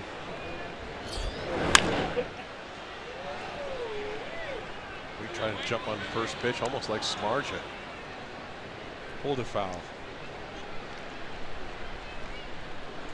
Well, Patrick has been a very different pitcher away from Chase Field this year. Look at these numbers, Candy. We talked about this earlier. 4-1 with a 3.46 on the road. He's winless at home with an ERA over 6.5. I know Chase Field is a tough pitcher's park, and this is a great pitcher's park, but that's a pretty stark contrast for Patrick. Patrick away has only given up 5 home runs. Now 6. Now 6 home runs. That's it of the 18 that he's given up. So at home he has really been plagued by the long ball in the big inning. He's had 2 difficult innings here. Strikes out Green to open up the fourth. First 0-2 count of the ball game. And he gets his first strikeout. 0-2, buries the slider down and in. Nice pitch, good location. He's blocked by Castillo and the tag. Well, the pitch count's still in relatively decent shape because he had a 10-pitch first. So if we could get another quick fourth here, sort of get back on the beam. Here's Ruben Tejada, who lined out to left his first time up. And especially where he's at in that order right now. 7, 8, 9. 8, 9. Put these guys away. Another first pitch strike. Tejada just 3 for 25 as a Giant. Started this year with the Cardinals. But this is a great ballpark and a great night to pitch. You got fog rolling in. It's cold. Oh, that's trouble, and it's fair down the left field line. It's over the Giant bullpen. Brandon Drury will pick it up out there, and Ruben Tejada has his 4th double. And just his 4th hit with San Francisco. Second hit right down the third base line. We saw Samardzija get one down there. This one got in on his hands. He had to pull his hands in, try to get the big part of the bat to it. Just gets it by Lamb. Great effort by Jake, but just a little late getting there, and ball gets by him, and that's a double. He's at second with 1 out for the pitcher Samardzija, who doubled his last time up. The double was Samardzija's 3rd. That ties his career high and his 6th base hit of the year.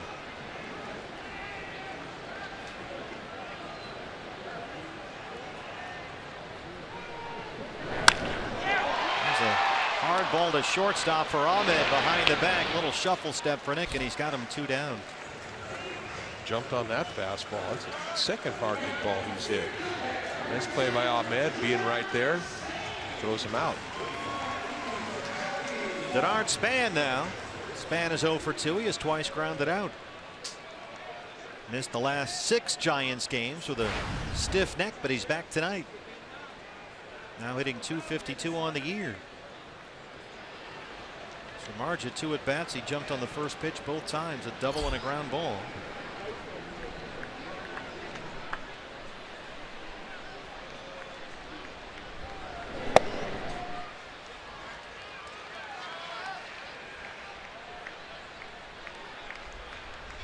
.91 on that fastball.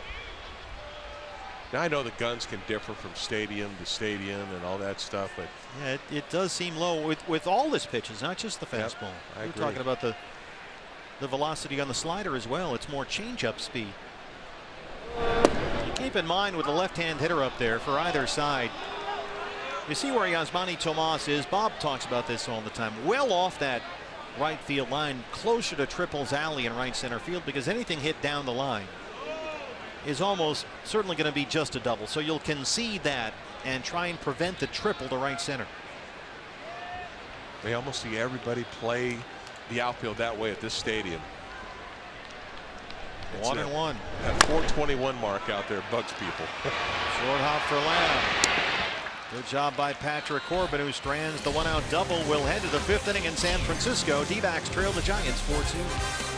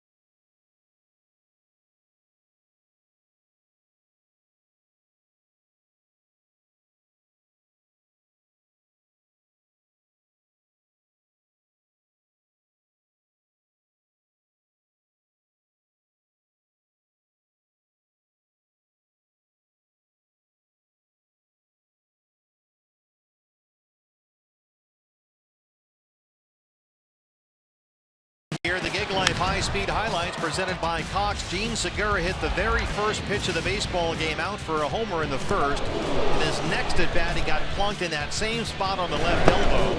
So then Patrick Corbin, the lead off the next half inning, twice tried to hit Buster Posey, the second one behind him. Quinn Walcott immediately warned both benches and ejected Bruce Bochy. So it's been a lot of fireworks already, Candy, and what is right now a 4-2 ball game as we start the 5th, and Segura leads it off. Yeah, a lot of fireworks already early in this game. Kind of a strange little scenario. That first pitch that he hit out, he was trying to come in with a fastball inside, and he missed. He left it over the plate. The second time Segura comes up, he makes sure he gets it inside and drills him. And of course, Segura was hit in that exact same spot Wednesday against the Padres net to lead the ball game. I mean, it looked like it hit him the same ball mark or bruise. He had a contusion on that elbow. It might have hit the exact same spot.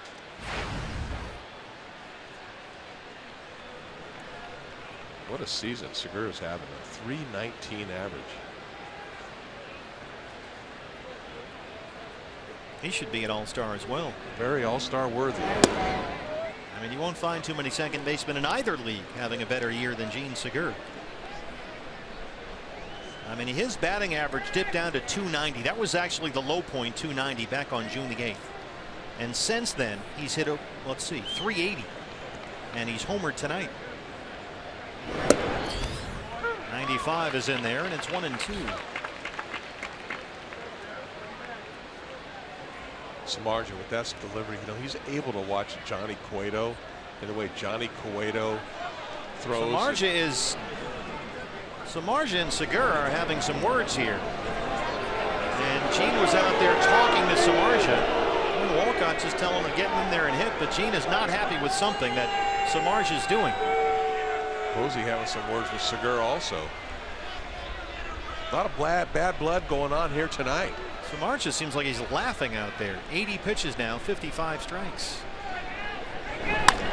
Reaches out and taps it back to the mound. Things are getting a little chippy here in San Francisco. Chilly and chippy. Good call.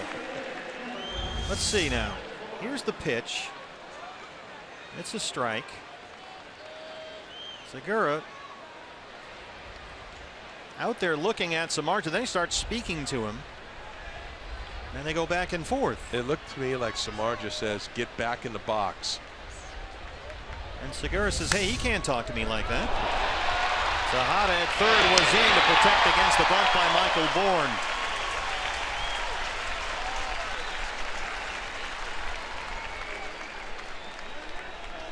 Oh, made a nice play to get him. Inside like that, Bourne trying to use his in there. When you were out there, did you ever talk to a hitter? Did that happen in your day? Oh, it happened, yeah. I think it happened a lot more back in you know, in the 80s, the 90s, things just happen a lot more. Goldie takes a strike. Things seem like they're way more under control nowadays than they used to be. Well, Segura seemed a little shocked and appalled that Samardzija would be yelling at him. And off the helmet of Posey. Yeah, something maybe in the past with Samardzija and Segura. Something going on there. Well, we've seen already tonight he's homered off him and he was drilled in the elbow by him, so that's probably enough history going into the third at bat. 0-2 on Goldie. Just watching on the TV today, they're showing some of the Mike Piazza, Roger Clemens highlights. He thought the bat was a ball. Poor Roger. He was just confused. He misremembered. So, you know, you think of this little episode we're talking about, and I just kind of go back in time a little bit.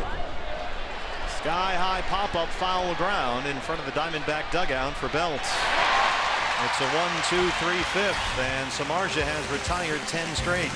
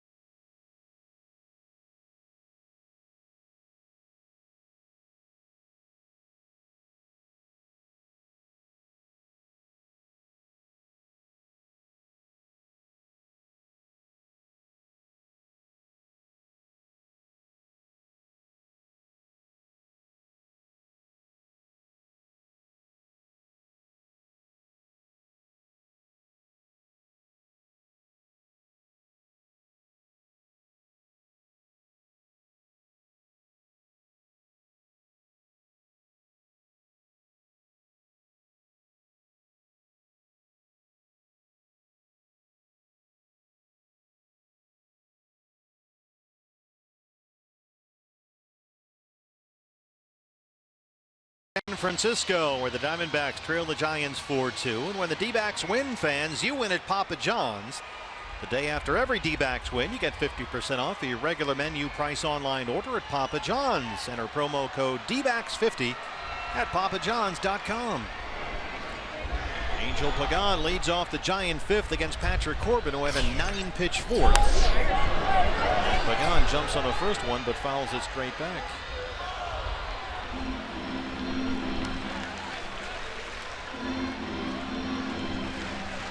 Patrick now at 68 pitches, 43 strikes. Pagan 0 for 2. Yeah, you're going right through the middle part of the order now here for the third time. This is where Patrick really needs to be effective. Yeah, this is the sharp end of the stick. Pagan, Belt, Posey, behind him Crawford. You get through this inning, you should be able to get through the next inning. This is a key one. Well, that's something the Diamondbacks would really like to see from Patrick Corbin. Hoping to get more length from all their starting pitchers, but Patrick certainly no exception. It's been 6 starts since he completed 7 innings. That was June 5th at Wrigley Field when he was so good against the Cubs. Pitched Jake Arrieta in that ball game, but it's the only time in his last 10 starts that Patrick has gone the full 7 innings. We're just talking 7 innings. That's it.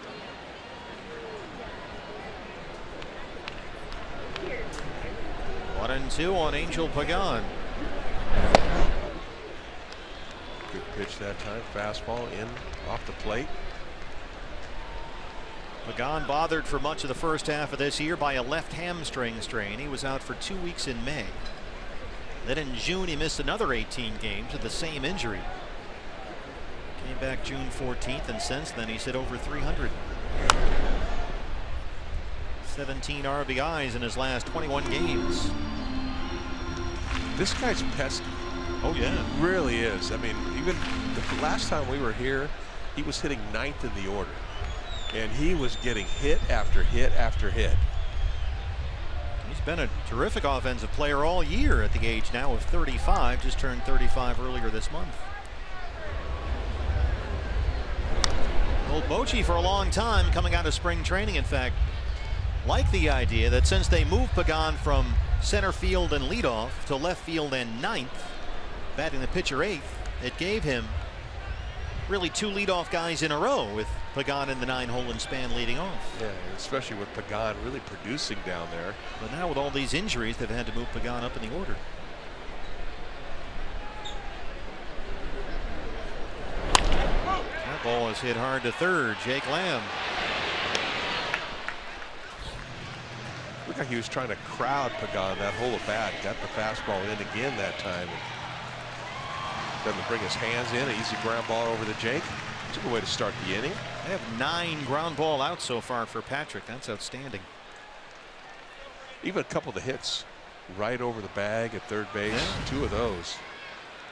The All-Star winner, Brandon Belt, got the final spot today ahead of Jake Lamb and others. 10.5 million votes almost for Brandon Belt. He has flied out, walked, scored a run, 0 for 1.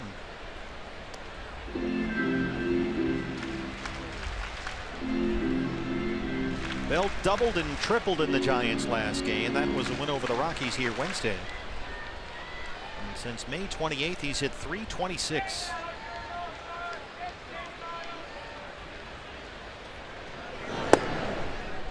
Oh, and 2. Ball's going out of his hand really good in this inning. Seems to have a little more hop to it. Good pitch. A little more zip.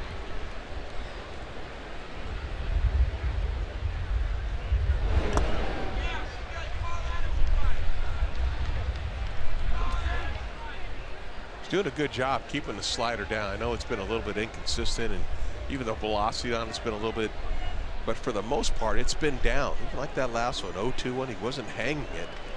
He kept it down in the dirt. It almost acts at these velocities like a changeup if you're going to keep it down like that, right? Yeah, I agree. And if the pitch is not going to be what it was, at least tonight, you can't afford to leave it up, right? Yeah, you got to have better location. Sometimes when you don't quite have the stuff, you just concentrate a little bit more on location and it'll get you through. Fastball away, misses, and it's a full count, 3-2. Buster Posey on deck.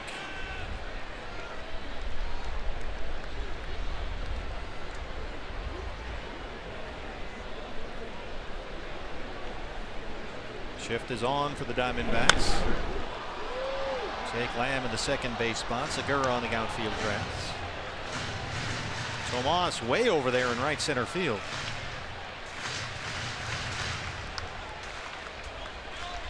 Look how far he is off the line for a left-hand hitter. That's remarkable. Just respecting that 421 out there. 80 pitches for Patrick, 50 strikes. He walked him. He's walked 3 in the ball game. The first 2 have scored. Well, that one hurts because he had him 0-2. Yeah. Couldn't quite put him away. And you got 2 really dangerous hitters. Posey and Crawford. Posey walked and scored in the second, reached on a critical Jake Lamb throwing error in the third. That led to 2 giant runs. Otherwise, it'd still be a 2-2 ball game.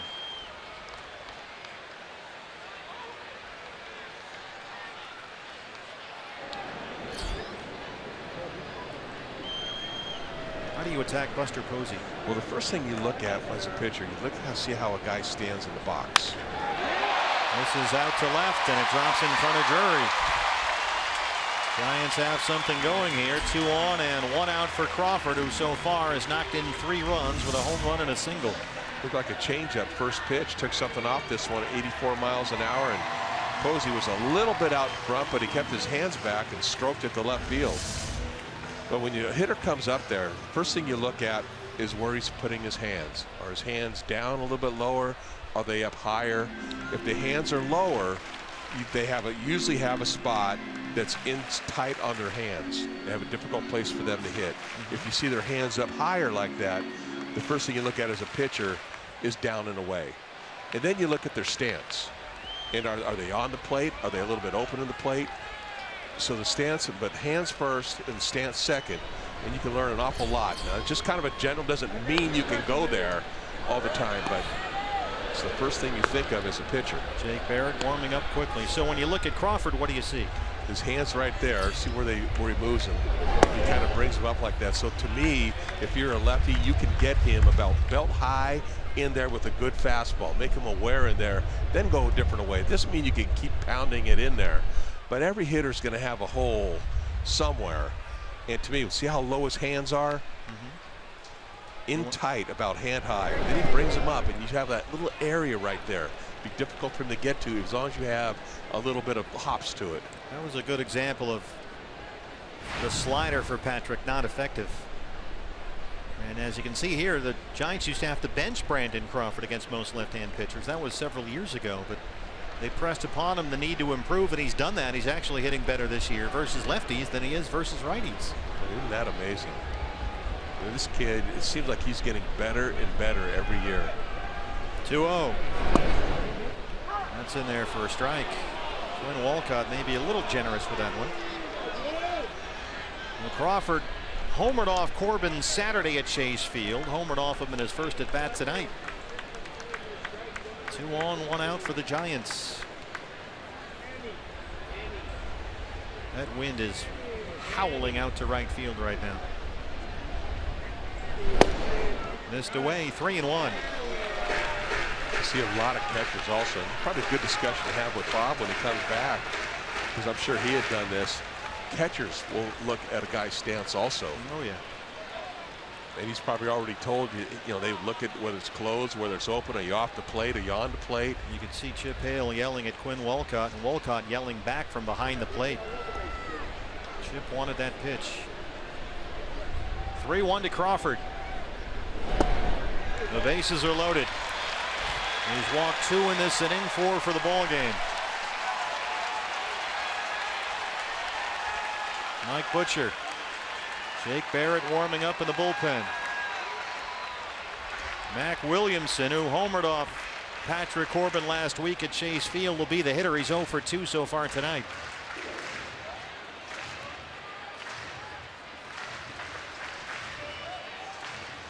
You'd love to see him get through this inning, get out of there. Jake Barrett, when he comes in with nobody on base, he's been really good. When he inherits runners, it's a different story. It is a completely different story. It's been a problem for Jake all year long. If he comes in to start the inning or a clean inning, he's really good. He's very effective. And so you'd like to see Patrick maybe get that ground ball here, get out of this inning. Well, once again, Mike Butcher has extended his now timed mound visit, and Quinn Walcott has had to go out there, and both times Butcher and the plate umpire have had ongoing discussions as they finally do leave the mound. So the Giants have the bases full, 1 out, and the hitter is Mac Williamson, who's 0 for 2.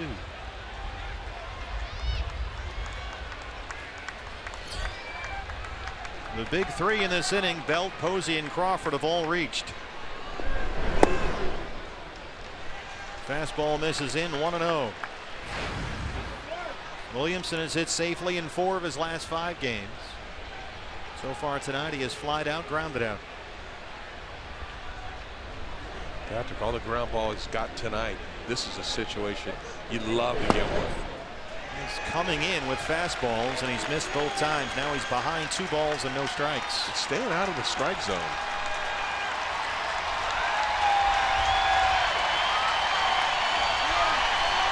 '89 pitches now thrown.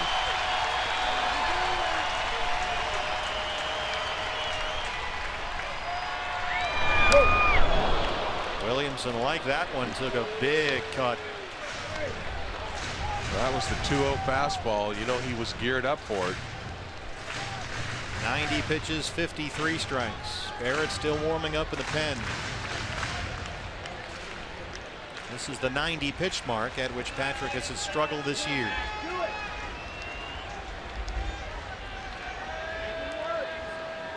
2-1 to Mac Williamson. Broken bat, roller to third. Lamb coming home. They cut down Belt at the plate, and that's all they'll get.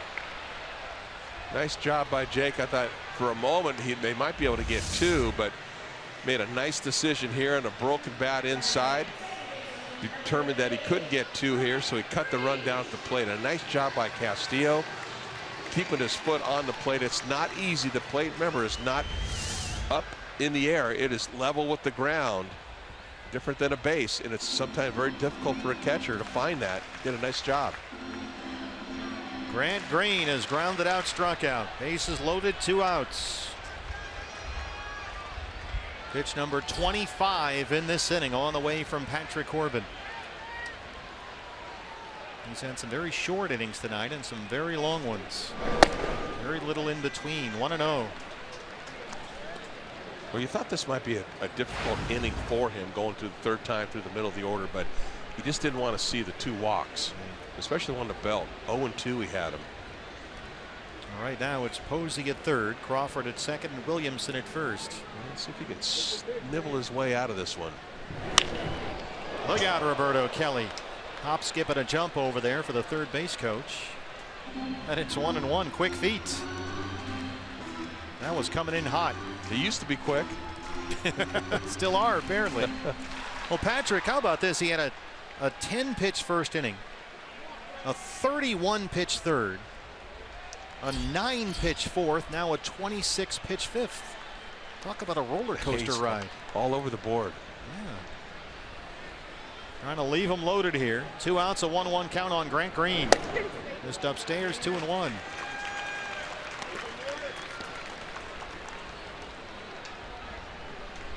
Green had a couple of 2-hit games against the Diamondbacks last week at Chase Field.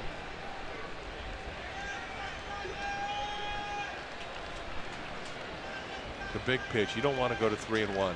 This is a big pitch.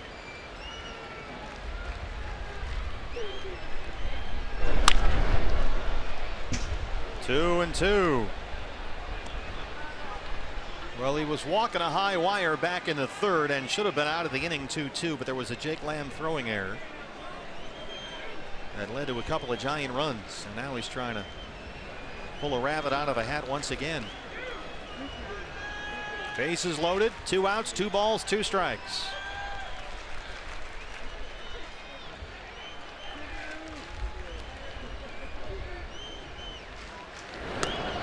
Tried the back door, but it's closed. The count is full. Very close pitch. Breaking ball right over. I thought it might have got the outside corner. Let's see.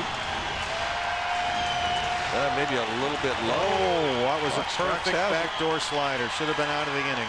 Called him out. Quinn Wolcott missed it. If you're not going to give him the pitch inside, you got to give him that pitch. 3 balls, 2 strikes, 2 outs, bases full. They walked in a run. 5th walk tonight for Patrick Corbin. Once again, should have been out of an inning, but again, a giant run scores, and it's 5-2, and that's going to be it. Oh, for the electronic strike zone. Not you too. You want one? Why not? Yeah, I'm all for it. Would have worked, come in handy there. Jake Barrett on his way in. Back in a moment.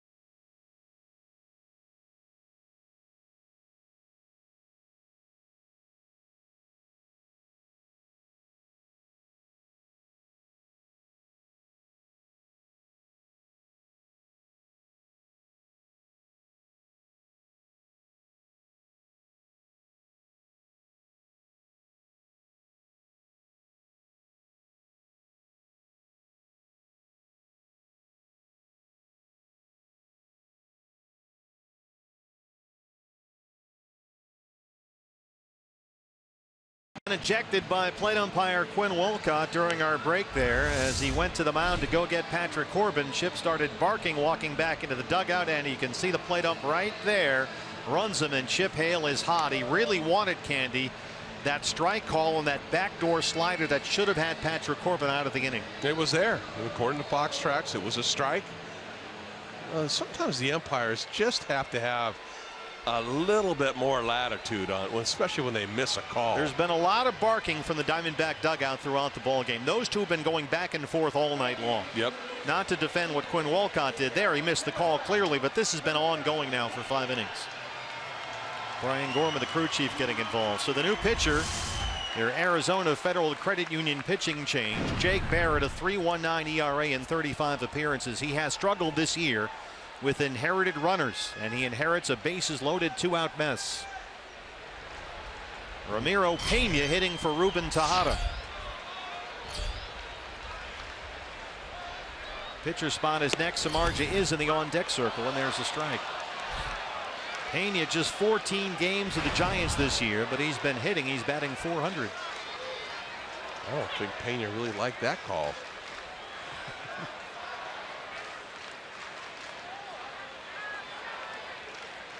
Fox Track says it was a ball outside the strike zone. And now Pena's down 0-2. Nice pitch that time by Jake. Actually, both of them are nice pitches, even though one was called a strike. There was a ball. So both managers have been ejected from the ball game here. We're not yet through the 5th inning. Excitement at the old ballpark. I'll say right from the get-go, and Gene Segura hit the game's first pitch out for a home run. 0-2 on Ramiro Pena. Coming at you, Candy. Well, big chance for Jake Barrett here. He got his first major league win Saturday against these Giants. He last worked Tuesday against the Padres, a scoreless 1-2-3 6th inning. But again, that was when he came in, clean inning to start the inning, nobody on base. Well, he's done a good job coming in throwing strikes, number one. I mean, there's no wiggle room really with the bases loaded. Hasn't thrown a slider yet. There it is. Big swing and a miss for Jake Barrett, who comes in and puts out the fire, but the Giants add one more through 5. Both managers gone. It's a 5-2 ball game.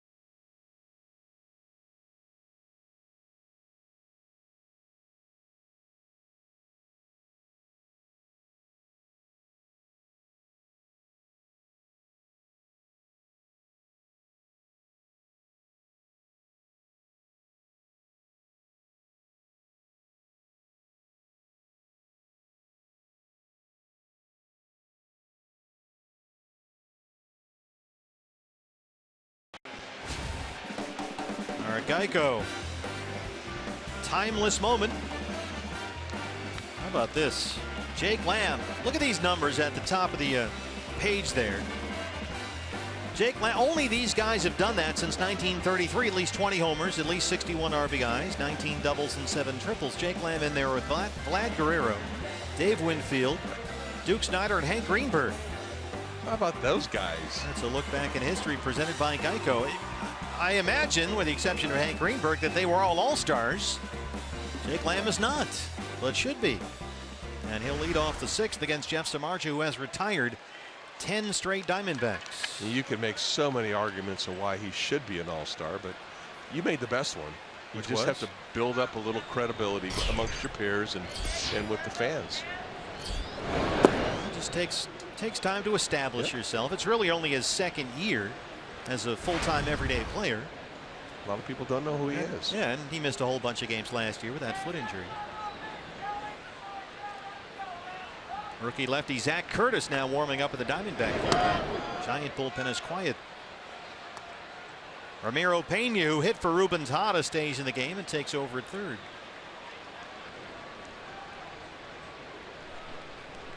Jake Lamb ahead, 2 balls, no strikes. So far he has walked and popped up. 3-0. Samardzija's walk of Lamb back in that 1st inning, his only base on balls tonight. He has walked 1, struck out 4.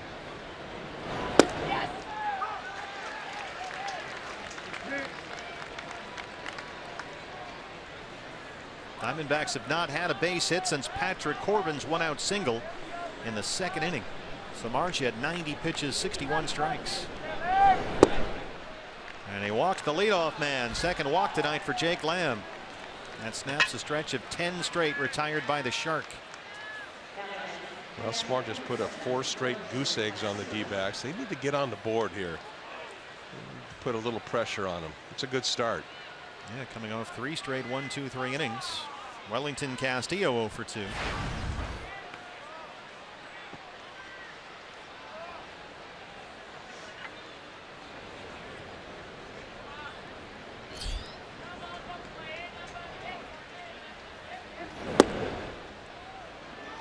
Oh, having trouble throwing strikes. That's what Buster Posey sees. Buster Posey probably saves Dave Righetti so many trips out to the mound just doing what he's doing right now. He sees that, he walks a guy, comes up with a high fastball there. Immediately as he catches the ball, he's up and he's out talking to his pitcher. I'm sure he sleeps a whole lot better at night, Dave Righetti, knowing that he's got Buster Posey handling the pitching staff. Exactly right. Well, he went out there for the pep talk but couldn't find a strike, and it's 2-0.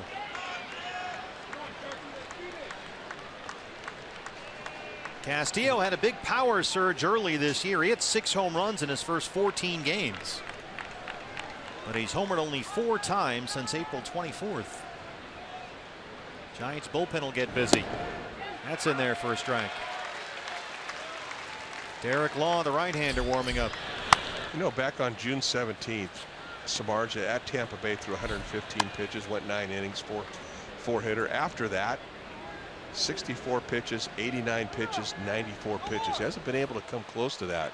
He's right in that vicinity right now. And now Quinn Walcott is warning the Diamondback dugout, no more. You can hear him say it up here. No more. Enough is enough. They are really on the plate umpire in the D-backs dugout.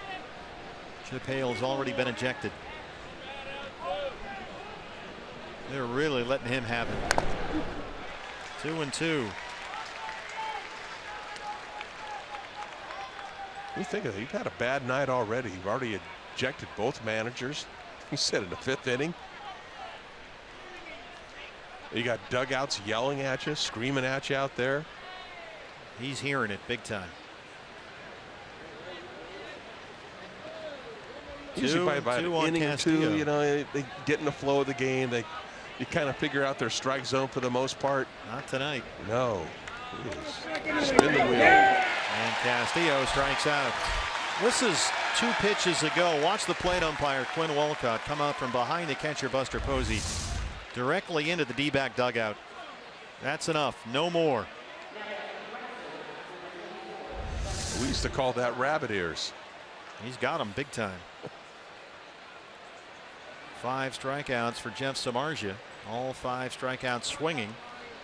So 1 down. Here's Yasmani Tomas, who's got an RBI single. He's also flied out.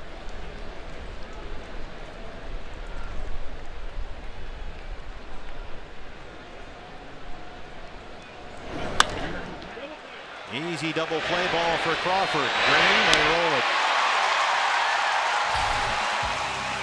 Bottom 6 on the way. Diamondbacks down 5-2.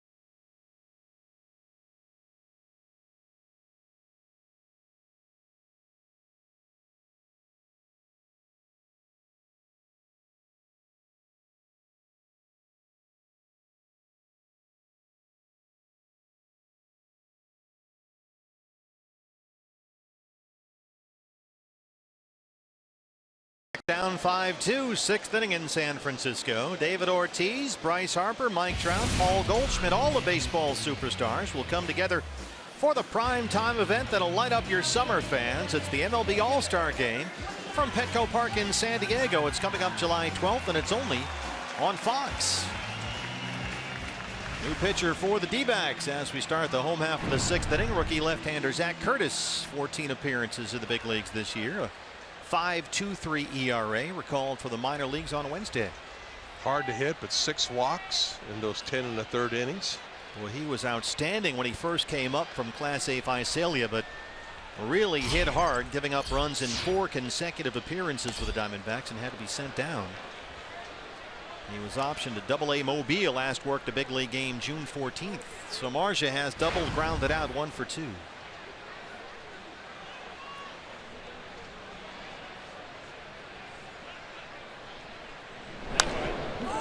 Jam shot pop up first base side for Goldie.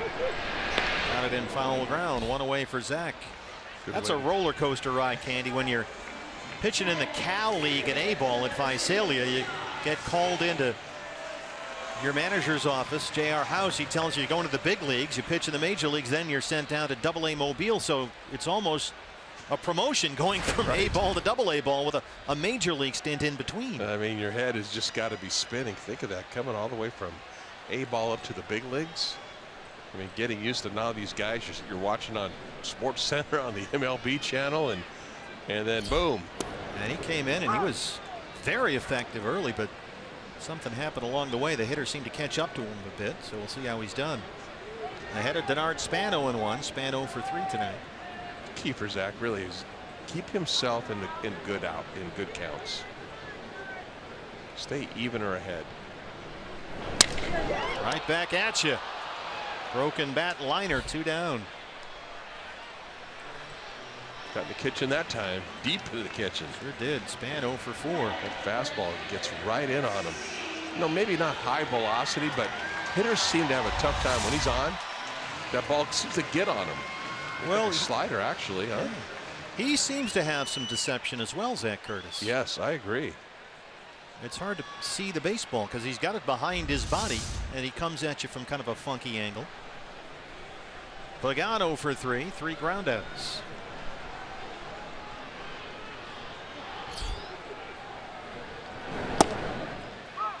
Just what you want, Candy. Strike 1. Sometimes when you get up to the plate, just by a guy's motion. I remember trying to face Kevin Brown and it was the most difficult and most uncomfortable at bat. What made it so? Because he turned his whole body like this Johnny Cueto kind of thing, and the ball came out of like right center, left center field. As Manny Tomas on the run. That's a dunk shot fair for Pagan. Tomas gets it back in quickly. A 2-out single for Angel Pagan. Just looped it out there. You know, and then other guys just seem like it's a nice, easy, simple delivery. You see the ball very well. You have a time you see it come out of his hand. You can pick up, you know, the rotation of the ball very easy. Then you face a guy like John Smoltz again who turns like that. And that ball just jumps on you. Then when he throws a slider, it's adios. Well, Zach keeps the ball in his hand as Mike Butcher comes out here now. He seems to keep the ball in his hand and almost behind his leg, and then releases it from that sidearm angle. Dominic Leone, the right-hander, starts warming up. Been a busy night for Mike Butcher tonight. You know, we always talk about pitchers. Oh, man, you got to have good mechanics to throw strikes and to have that consistent release point. But when you go up there against a guy that might not have real good mechanics, it's not an easy AB at all. Right now, the clock has run out on Mike Butcher. And this has been going on all night long with Quinn Walcott. He's had to come out and break this up. He's just doing his job. But Mike Butcher has extended those mound visits a little bit. Dominic Leone. Brandon Belt has flat out walked twice, scored a run. Angel Pagan, the runner at first. Shift is on, 2 outs.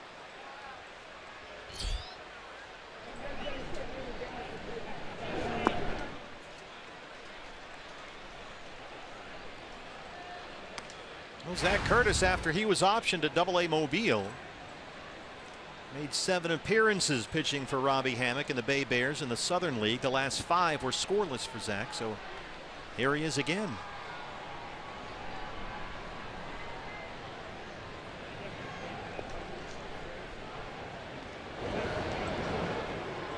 He's a very mature kid, Zach Curtis. He was a starting pitcher at Middle Tennessee State. He's got a legitimate 4-pitch mix. Most guys in his position, little short lefty relievers, they're 1 or 2 pitches at most, but this guy as a starter, he can be something of a kitchen sink guy out there. You never know what's coming. Nice pitch. What'd you like about that? I love the location of that pitch, inside tight on Belt. Belt has a little hole inside on his hands and up a little bit, and that was right. That's a difficult place for him to hit the ball. He'll switch. See how he's a little bit closed in there. Just missed away with that one. Well, Brandon Belt this year walking a lot more often, striking out a lot less. Yeah, he's really matured as a hitter. Well, he used to be a big strikeout guy. That's what Hensley Mullins, the hitting coach here, says. But now he's much more selective up there. That's why he's top 10 in the league at on-base percentage, and he's walked for the 3rd time tonight. Brandon Belt. So a single and a walk, both with 2 outs, brings up Buster Posey. I don't think they're going to let Curtis face Buster Posey. Here comes Glenn Sherlock. Chip Hale has been ejected. He's got Dominic Leone, the right-hander, warming up. So they were ready in case it got to this point. They had the right-hander throwing down there. And it looks like we'll see a double switch. Here comes somebody out of the Diamondback dugout. Looks like Ricky Weeks Jr. And he's going to go out there and replace Yasmani Tomas. No, he's going to go out. Well, let's see. Tomas is coming in. We'll sort it out when we come back.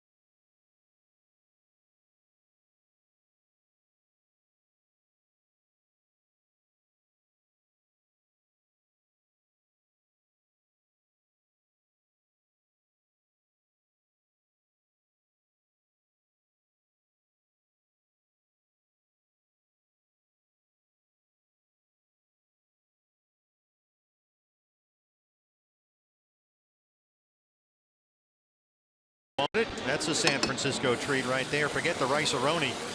We're talking Ghirardelli chocolate. I was there last night.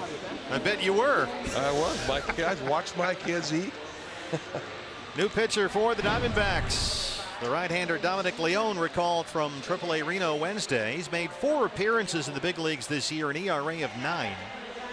He worked the 8th inning Wednesday against San Diego, gave up a single and had 1 strikeout. He gets a 2-on, 2-out situation, a double switch for the Diamondbacks. Ricky Weeks Jr. replaces Brandon Drury in left field. Drury moves over to right, and Yasmani Tomas comes out of the game. So far in this game, those high fly balls haven't been a factor with the fog, the wind. 2-on, 2-out for Posey. Yeah, you're right, and the wind is still blowing out to right center field. Ricky Weeks Jr. will bat 9th in the order. Pitcher spot is now 6th for the Diamondbacks. Posey has walked, reached on an error, singled. He scored twice.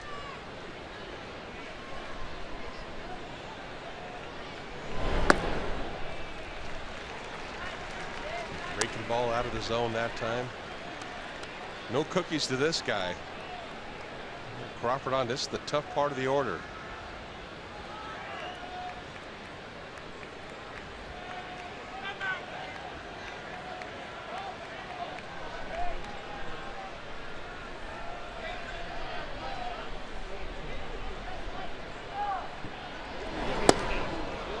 Fastball right by him. Good pitch by Dominic Leone. 2-1. Boy, he was loaded up for a fastball.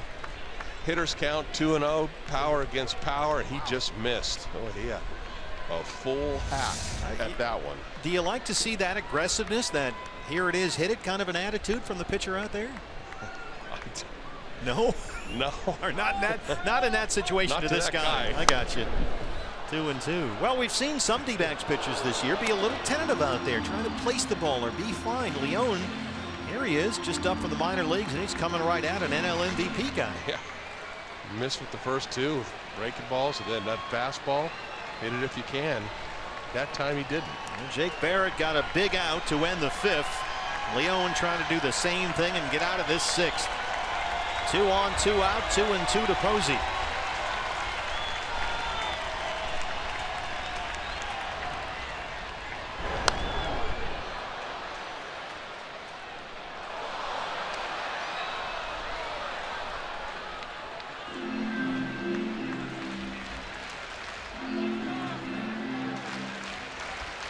He's throwing that pass where Posey becomes really tough. That wind is gusting out to right center. Fog is coming in, Candy, as you mentioned earlier. Getting a little heavy out here. It's creeping out there. The wind has really been gusting. Really, this whole game. It seems like it hasn't let up at all.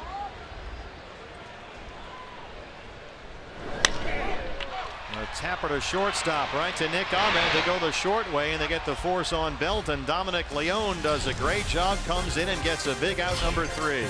D-backs trail at 5-2 through 6.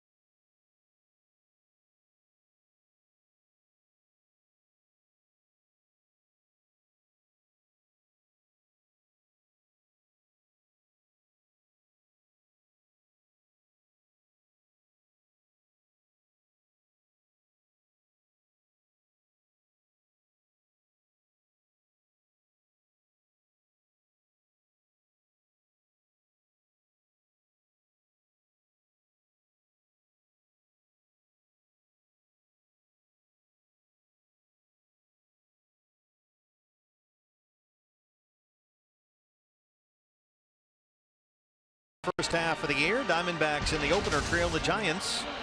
It's our Arrowhead Honda game diagnostic. The box score for the starters tonight. A lot of zeros up there, Candy. Diamondbacks have not had a base hit since the pitcher Patrick Corbin's one-out single in the second inning. Yeah, no runs really since that first inning of the Segura hit by pitch or the home run. And that has really been it. Well, Samardzija at 97 pitches goes back out there to start the seventh. Brandon Drury, who's now the right fielder, leads it off. Drury has struck out, grounded out 0 for 2.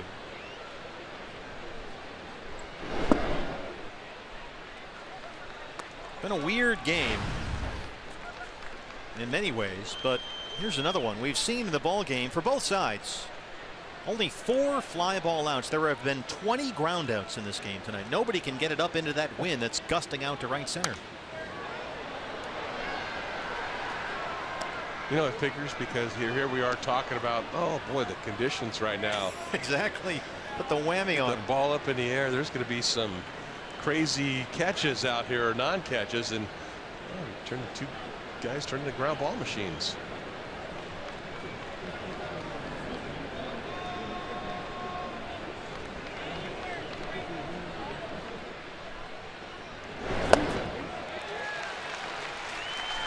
And the Diamondback bullpen has gotten some big outs, Candy. Barrett the strikeout to end the 5th. Zach Curtis got 2 outs in the 6th before Leone came on to retire Posey to end that threat. So some very good middle relief, something that's been lacking this year, but tonight it's been very effective. Yep, and that's why this game is still close. They've kept it close. Great point.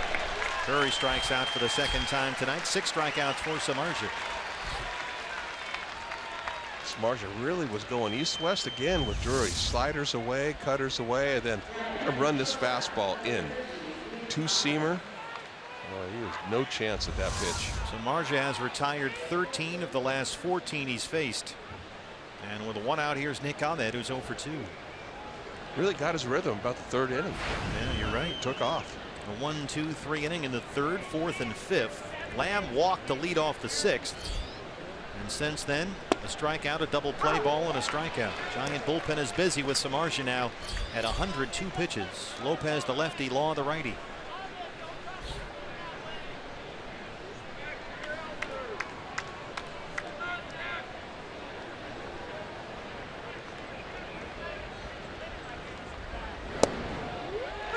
Nick down 0-2. Nick's done a really good job at the plate lately. Boy, he really didn't like that call from Quinn Walcott. Nick has hit safely now in 7 of his last 9 games.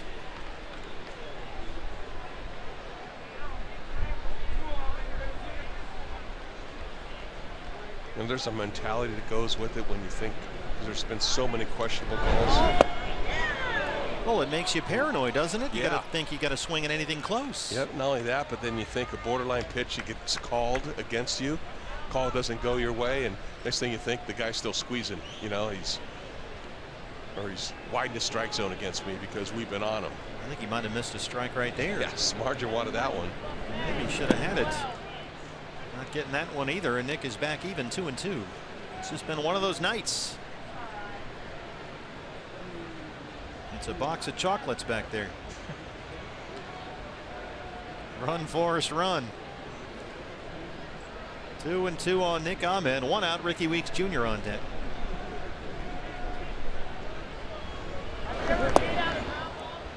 That one missed away. Full count, 3-2.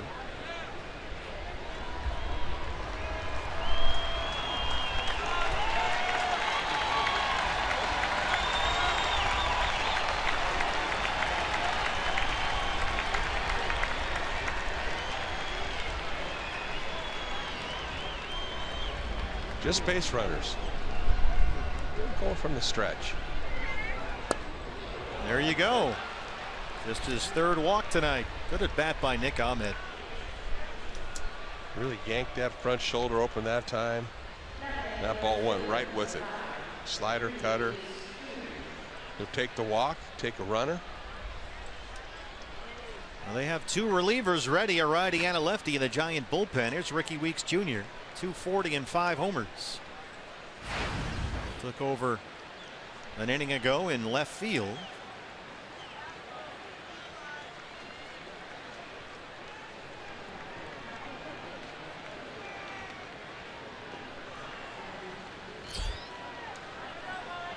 Ahmed at first, one away.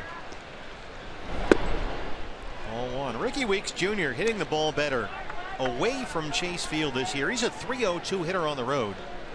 .176 at home. Just doesn't make sense. But he has homered 3 times at Chase, including that long home run Tuesday in the win over the Padres.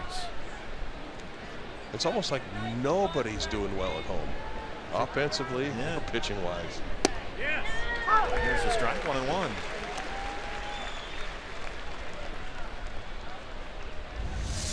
This pitcher. Look at Ricky's reaction to it. Two-seamer, outside corner, off the plate. And watch him question the umpire. Where was that pitch? It's right there. It's been like that since the first batter.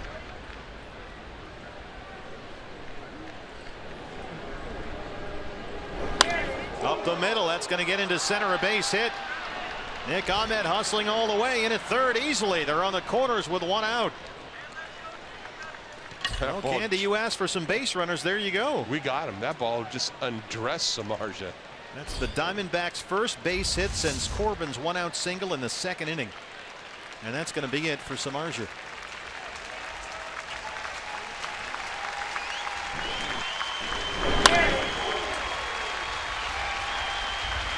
Gene Segura coming up. Jeff Samardzija leaving. The right-hander Derek Law on his way in. Back from San Francisco after this.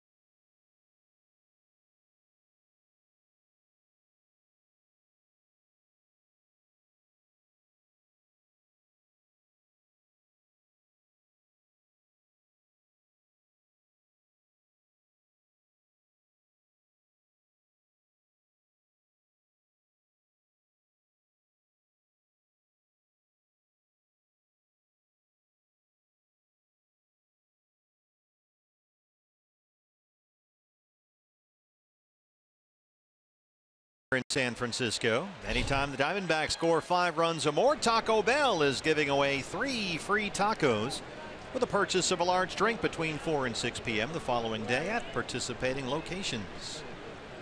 D-backs down 3, have 2 on 1 out for Gene Segura. Oh, for the big hit here. Well, he hit the first pitch of the ball game out for a home run against Jeff Samardzija. New pitcher, the right-hander Derek Law. Opponents just 1 for their last 15 against him with runners in scoring position.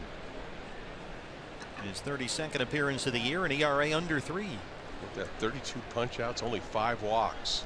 Doesn't walk too many people. Nick Ahmed, the runner at third. Ricky Weeks Jr. at first. A walk and a single with 1 out.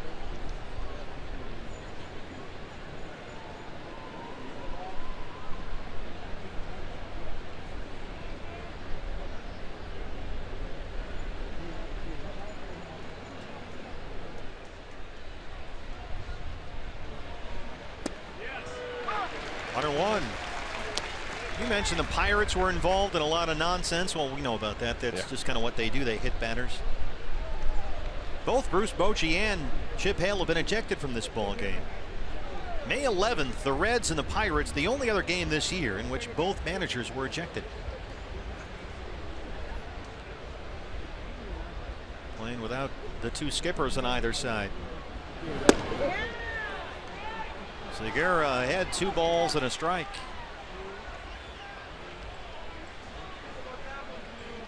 Segura, his last 26 games, has hit .380.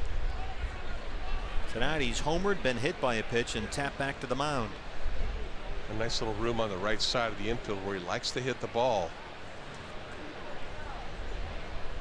Belt holding Weeks Jr. on the bag at first. Green shaded near the second base bag. That pitch misses down and away, and Segura is ahead 3-1. Ahmed walked with 1 out in the inning. He went to third on Ricky Weeks Jr.'s single. Now Segura is ahead 3 balls and a strike. He'll take the walk right here. You better believe it.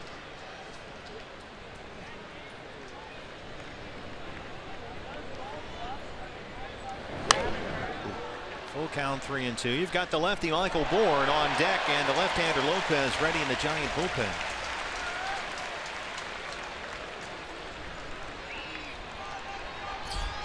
Michael so far tonight 0 for 3. Anytime you get the top of the order up with guys on base, you're feeling good about yourself.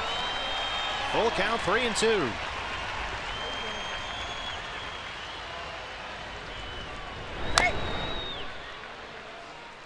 And see Law right there. It's enough confidence to be able to throw his breaking ball 3-2 in a big situation like this.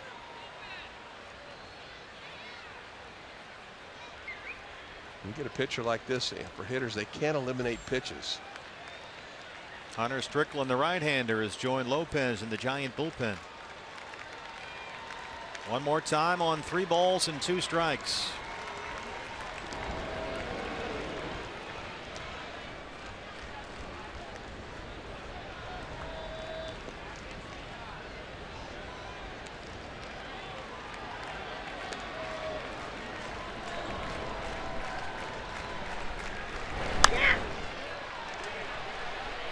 Boy, this guy's a tough out.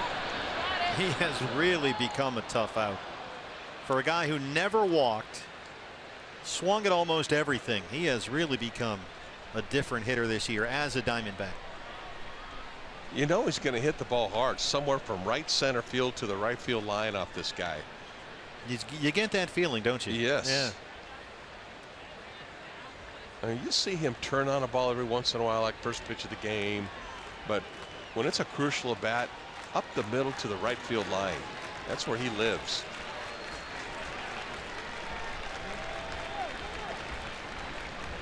A time granted for the catcher Buster Posey.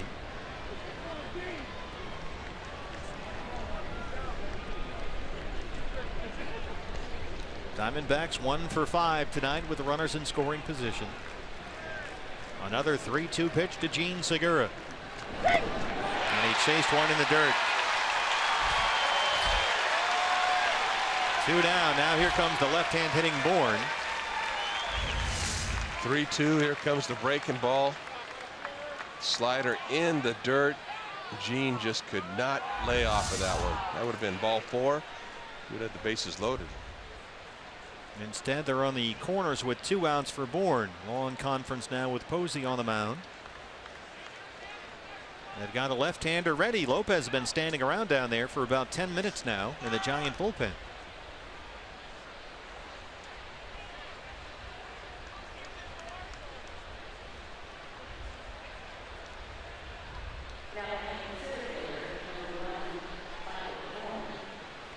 There he is. Strickland, the right-hander, on the left. Lopez, the lefty, on the right.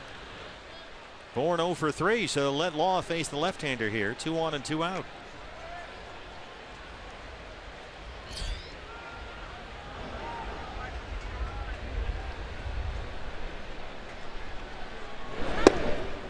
Ball 1.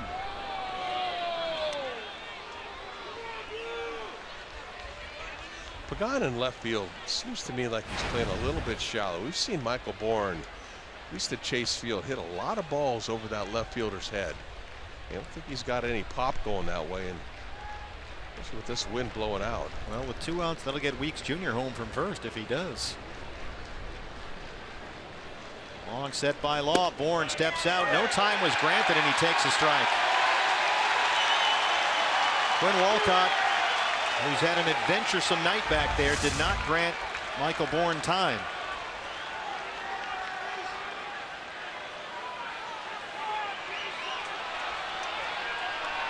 Boy, it's just been one of those nights. Everything's a battle. 1-1 count.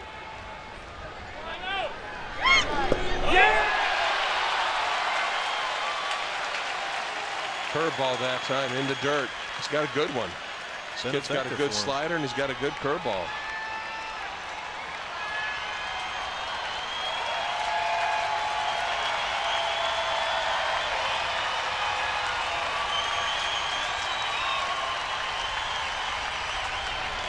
Well, with 21 strikeouts in his last 16 2/3, they had 1-2.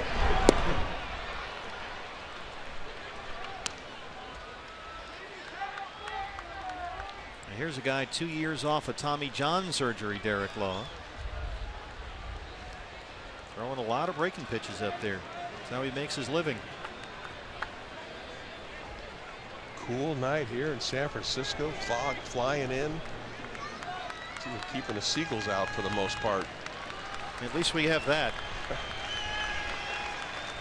2-2.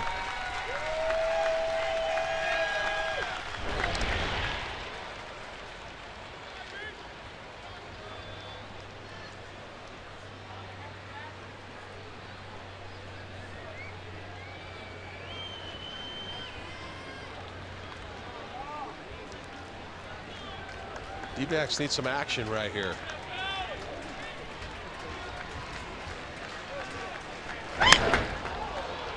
A spinner to shortstop. Crawford backhands it high throw. Bell keeps his foot on the bag and Law gets him out of the inning. Diamondbacks down 3, Strand 2. We stretch in San Francisco.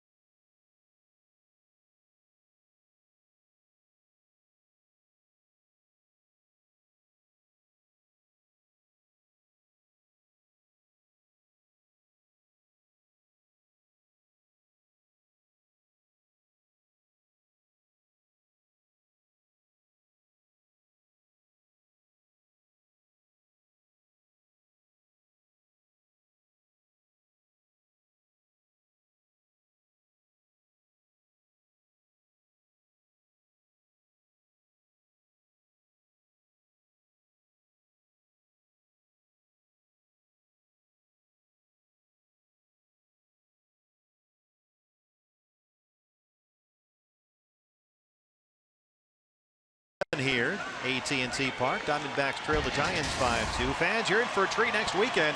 D-backs and the Dodgers, July 15, 16, 17. Post-game fireworks on Friday.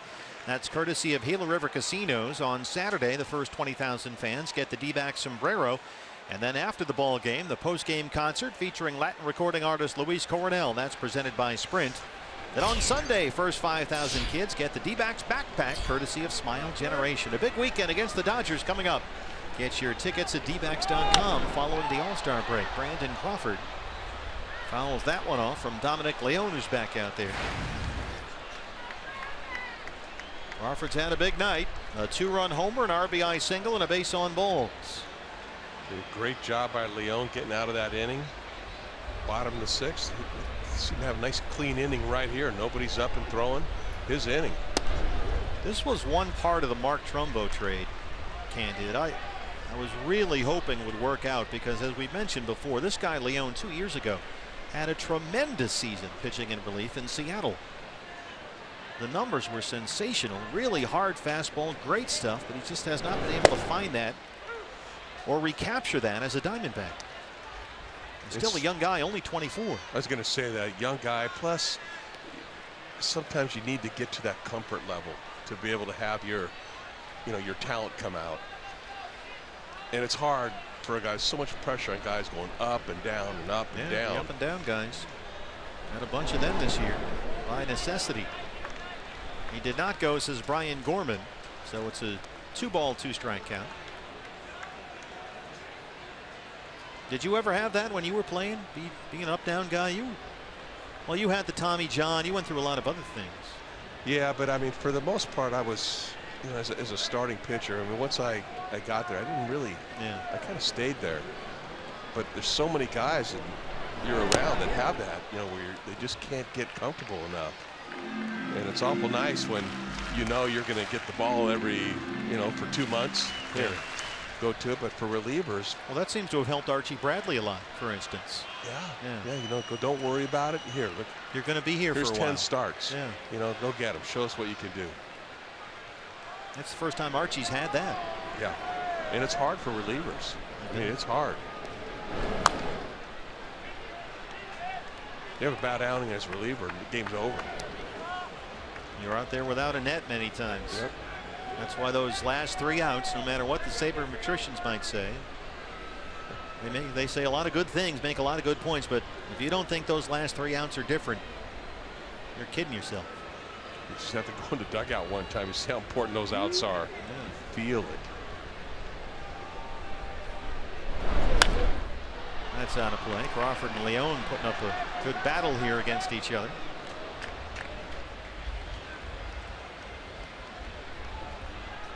Crawford counting tonight 25 RBIs in 23 games.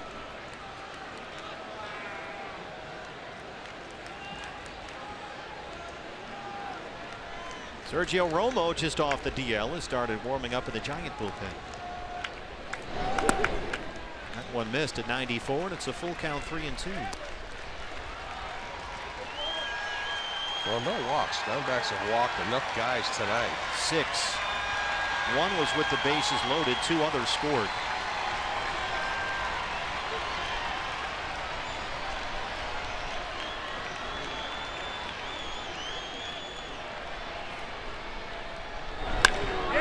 This is driven to left center field.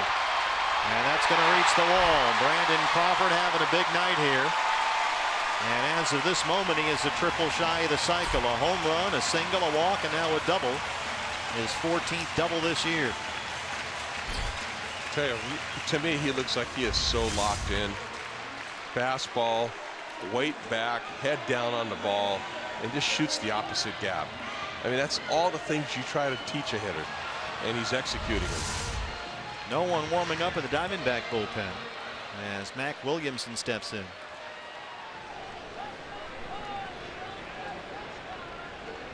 Williamson 0 for 3. This guy's got all kinds of power. But when you watch him, the little bit that we've seen him play, to me, he's been a pretty selective hitter to go with that.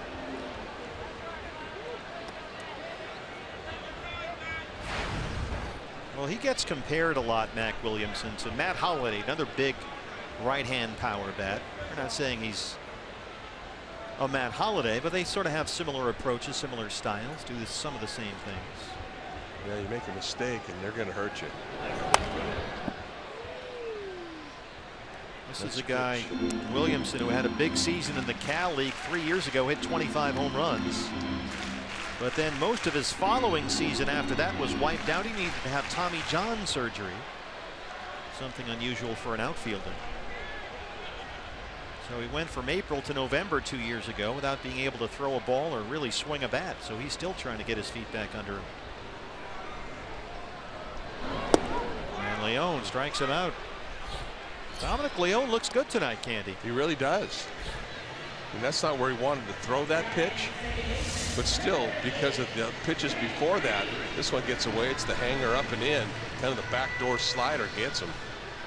It's kind of pitch that all pitchers wish they could just do on key. The backup slider. But in that location, right, you're really playing with fire. Effectively wild, however, that time. Grant Green drew a bases loaded walk his last time up.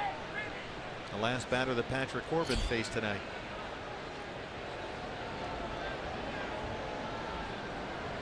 That's the walk that got Chip Hale ejected.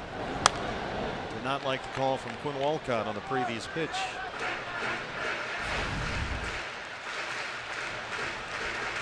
Still no Joe Panik for the Giants. He's out without concussion, so it's been Green at second base.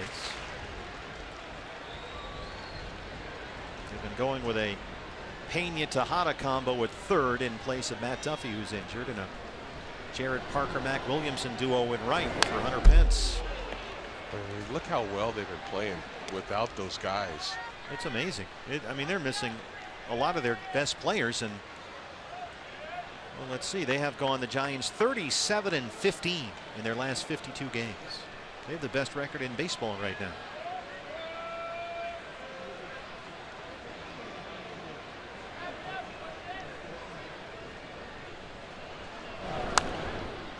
Reaches down and just gets a piece of that to stay alive.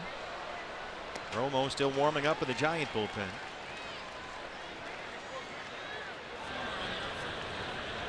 We've got Ramiro Pena on deck, pitcher spot after that.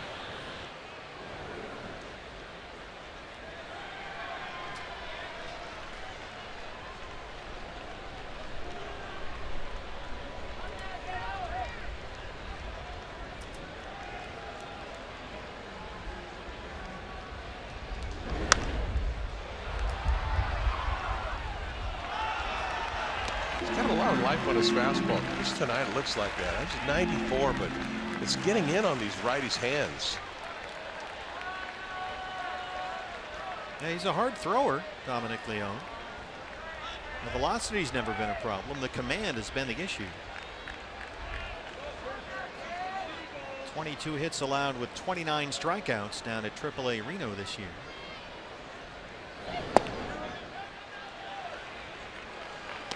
Acquired from Seattle in the Mark Trumbo deal last June.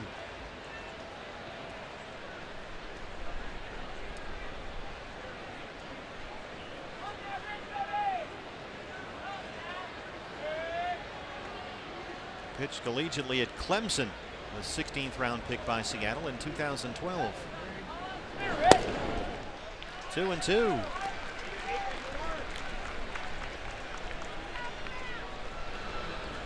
Silvino Bracho starts warming up in the Diamondback bullpen. Romo still throwing for the Giants.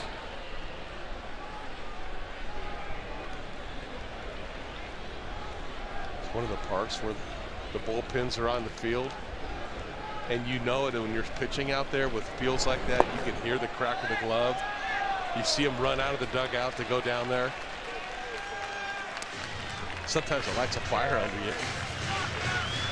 Well, a really good at bat here by Grant Green. He's fouled off some pitches. He's laid off some close ones.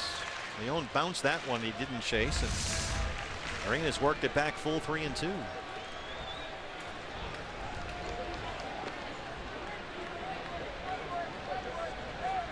First four were all foul balls. 3 pitches out of the strike zone since. There's a tapper to shortstop. Ahmed comes in. And Crawford moves into third with 2 outs. Nicely done. Break the ball down and away. Rolls over the top of it. Nick Ahmed with a nice play. We got a chance to get out of this inning now. The number 8 hitter Ramiro Pena, pitcher spot behind him, and Blanco will come out in the on deck circle. Gregor Blanco, he would hit for the pitcher. Pena took over at third base for Ruben Tejada. Struck out against Jake Barrett to end the 5th.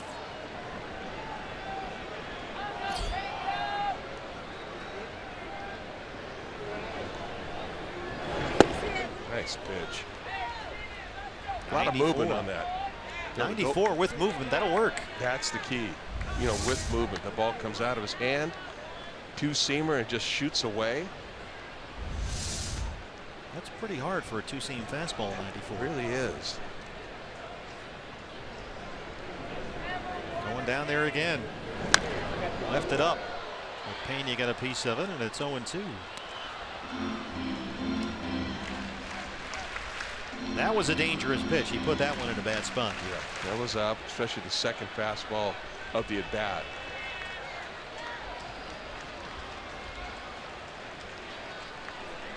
I think when a lot of pitchers are just inconsistent, like we've seen with Leone, it's all about the location of the pitch.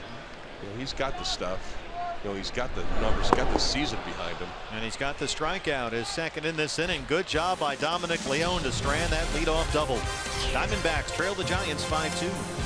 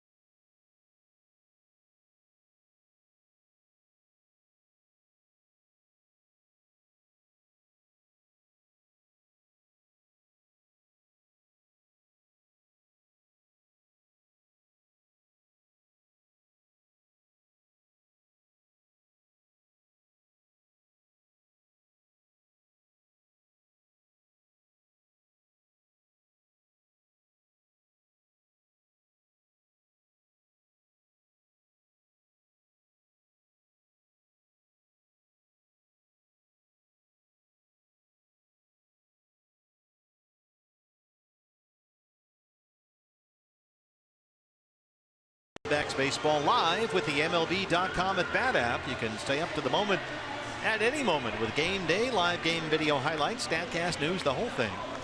Download MLB.com at Bat, the #1 app for live baseball on your phone and tablets. A fan favorite is back in San Francisco. The right-hander Sergio Romo has been out most of the year.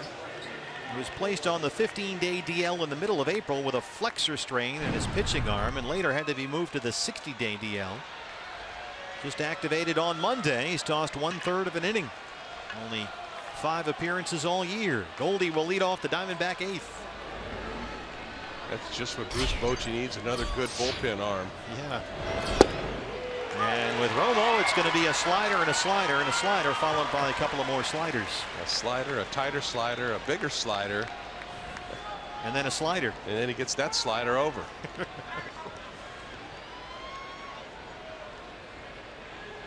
You've got Lamb on deck, and the left-hander Josh Osich is warming up in the Giant bullpen. Goldie singled and scored in the first. He's 1 for 3. He's now hit safely in 5 straight.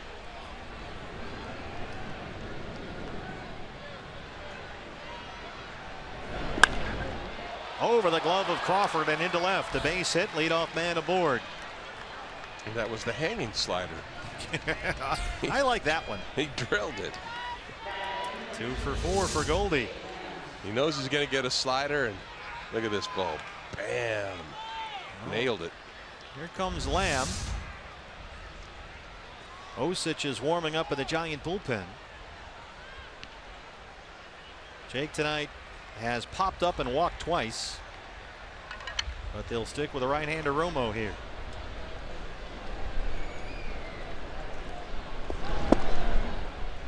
Jake with an 8-game hitting streak, 5 home runs, 10 RBIs during the 8-game streak, but hitless so far tonight.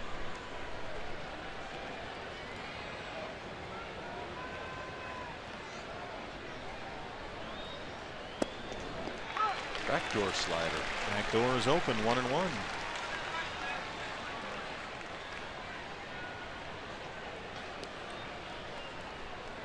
If you're a right-hander against a good left-hand hitter like this, Candy, where else can you throw that slider? Can you bring it in on him? I try to get some more tilt to it or not, but he just has one of those sliders where he doesn't care if it's a left-handed hitter or a right-handed hitter. He's going to throw it. And you know it's coming, too. You know it's coming.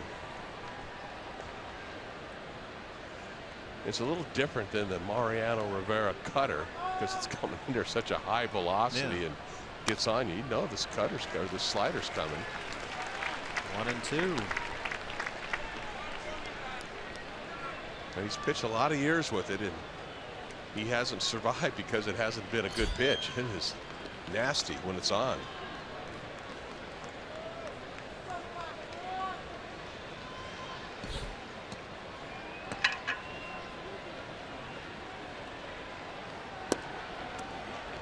Missed away, and it's 2-2. Wellington Castillo is on deck. Pitcher spot is after that at 6th in the D-backs order. Looks like Chris Herman has a bat in hand on the dugout steps. He would hit after Castillo.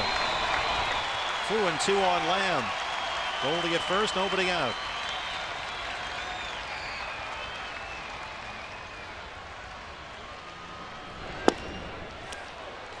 Jake's already walked twice tonight, and he's worked at full 3-2. Fastball that time, 86. Romo's taking a walk around the block to go collect himself here. He is. Anytime you're ready.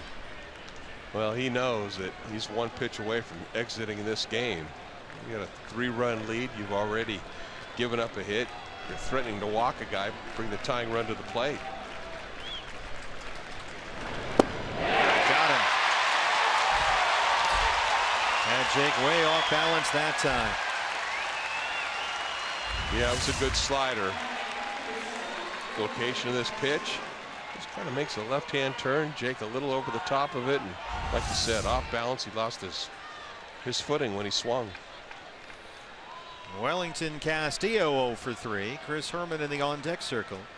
Pitcher spot coming up next.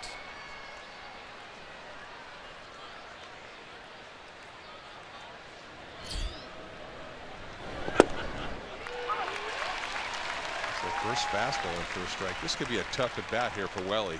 Fastball at 86. You don't like this matchup? He's going to struggle now because he's going to get sliders. So he's going to have to do a good job taking this ball to right center, right field. If he tries to pull the slider, he's probably going to break his bat, and you're looking at a possible double play. Well, Williamson, as we've talked about earlier, is way off the line in right field. He's in Triples Alley almost. There's the slider, but it missed. Good take by Castillo. Look at how far Mac Williamson is playing off the line in right field. There's so much room in right field. When he hits it down there, Goldie will score easily from first.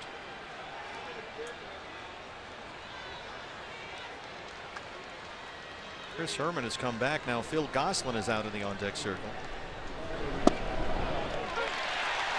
That's a front door slider.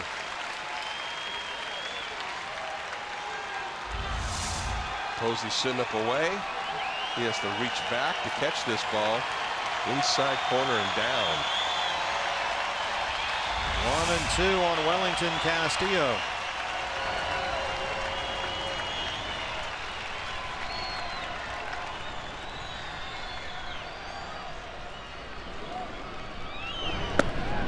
Good take, 2-2. Santiago Casilla warming up along with Osich in the Giant pen.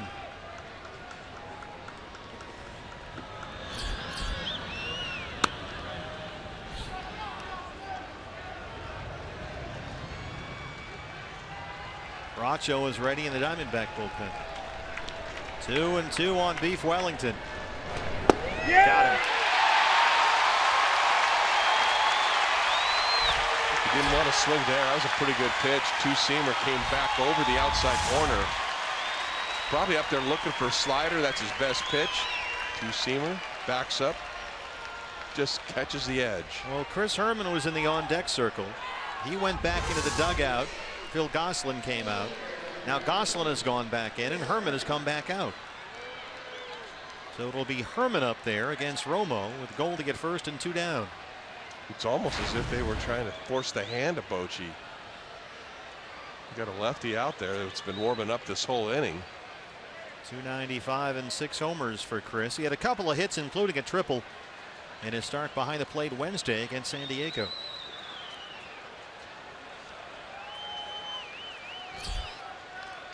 See if he can get it up into that wind blowing out to right center.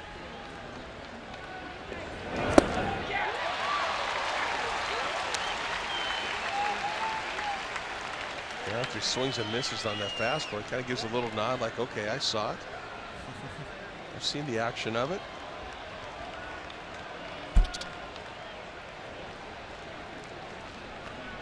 Some kind of beard going.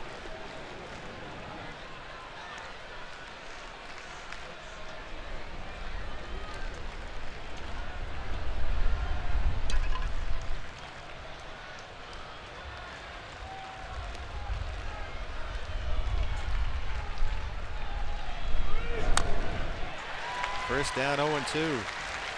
He's kept his fastball down to Herman.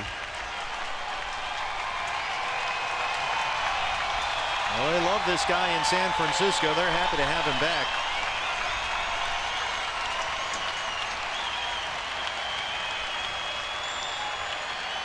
Tough spot for Chris, down 0-2 with 2 outs. Goldie at first. Diamondbacks had the leadoff man on board in the 6th, couldn't get a run across. 2 on, 1 out in the 7th, could not score. Leadoff man aboard here in the 8th. Herman stays alive.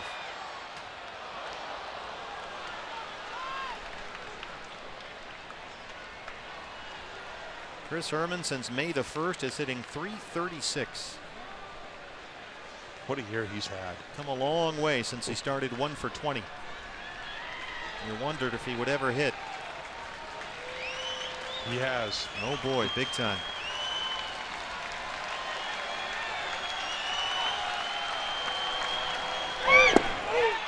Back door not open that time. 1-2.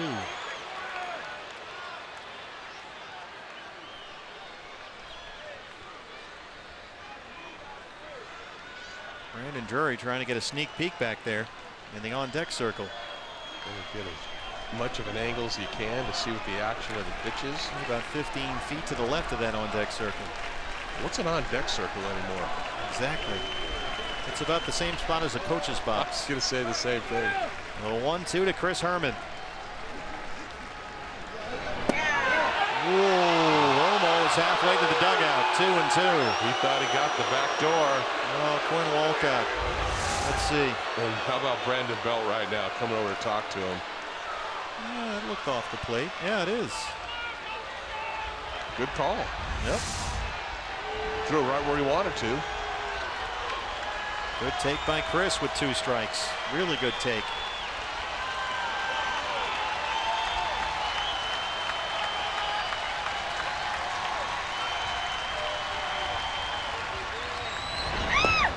Lays off again. It almost looked like Romo thought he should have had that pitch. That one looked like it was off. He should have had everyone. Now he's going to do that whole thing where he walks around the block. He's very animated. Second 3-2 count in this inning.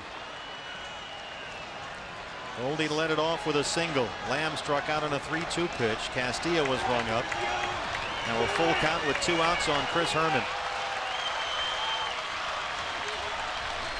There goes Goldie from first, and he struck him out.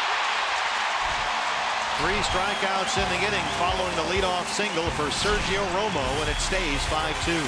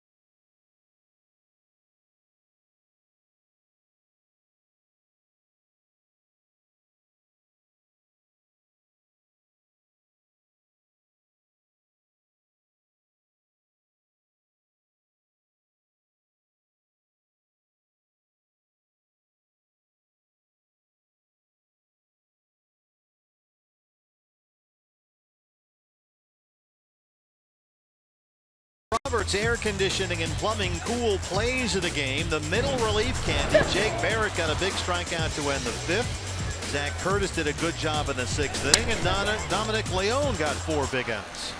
And that's why this is still a very close game right now. Diamondbacks just need to get this offense on court, but Leone really showing some great breaking stuff. Sliders and curves. Got a couple of strikeouts. Stranded a leadoff double in that 7th inning. So we start the home half of the 8th. It's 5-2 Giants.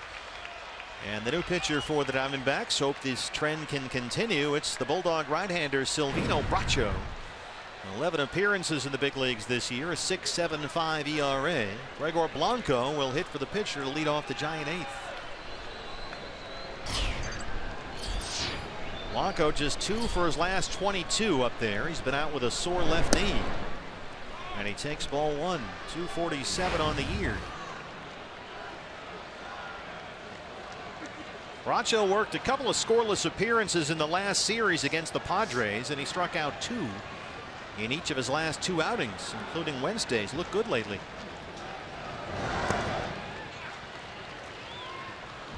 Yeah, I think he's throwing the ball a lot better. You know, this recall. When he came in on opening day, after that thing kind of got off the rails against the Rockies, the first batter he faced was Nolan Arenado, who homered. That really seemed to shake him up. And it seems like he spent the whole rest of this year trying to recover from that moment almost. Because after Arenado hit that homer, he was throwing balls to the backstop, right and left. I mean, he couldn't hit the broadside of a barn. It looked like it really got to him. And every time he would try to throw a slider, it was about shoulder high. Yeah, he just mechanically something was wrong with him. He's behind on Blanco, 3-0. Because when you look at Silvino Bracho's minor league numbers, now granted it's the minor leagues, but they're very, very good. 25 AAA appearances, 35 strikeouts in 26 innings. 14 saves in Reno with a 3.12 ERA. He pitches in big spots, closing games. This is up in the air in the mist, and the Seagulls. It'll back up Brandon Drury at the track, at the wall, and it's gone. Gregor Blanco, a pinch hit home run, and it's a 6-2 Giant lead. Into the first row of seats out there in right field. I momentarily lost that ball, was up in the fog, and then it came out of the fog and landed right in that first row. Very high up in the air, and it came down right in the front row. Fastball up in the air and came straight down. And I'm not really sure if Drury actually saw that ball at first. You know, because it's right at that angle, Candy, where that wall juts out behind that 365 mark. That would have been a very tricky play for Brandon. This is out to Bourne in center, and they retire Span for the 5th time tonight. 1 down. I mean, he would have had to have been prepared if it didn't go out to get that kind of sideways carom off that wall. Who knows where it would have rolled to? Yeah, look at him go back. He's feeling. He's not sure where he's at. And you know, if it had hit the wall, it would have gone over his head and rolled to the bullpen. Yeah, and you don't know which way it's going to go. Yeah. Angel Pagan singled his last time up. He's 1 for 4 tonight. Now batting from the left-hand side.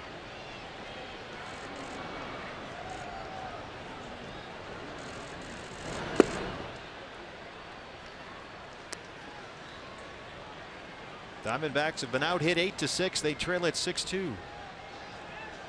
In a ball game they led 2-0 at one point.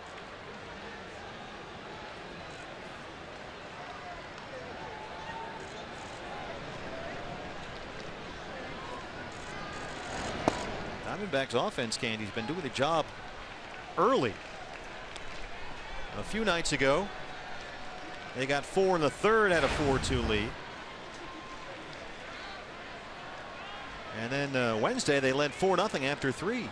At 2-0 after a half inning tonight. Yeah, that one was hurting. The 4-0 after 3. What would they give up? Like 9 unanswered runs, 12 unanswered runs, something like that. There's a strike, 2-1. Yeah, Shelby Miller had a rough time on Wednesday.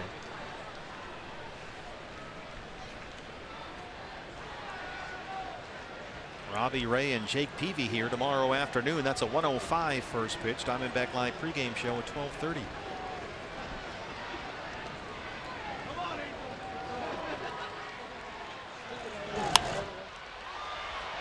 Foul ground near the Giant dugout. Lamb will give it a look, and he's got it. 2 outs. Nice job by Jake going over, finding where that ball was going to be, or the stands are, and knew how much room exactly he had, and reached the glove up and hauled it in.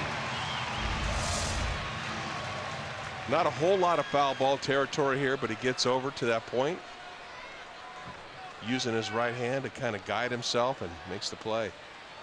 We've talked about how Brandon Belt has been a much more patient hitter at the plate this year. Top 10 in the National League at on-base percentage. Well, he's walked 3 times tonight, scored once. 0 for 1.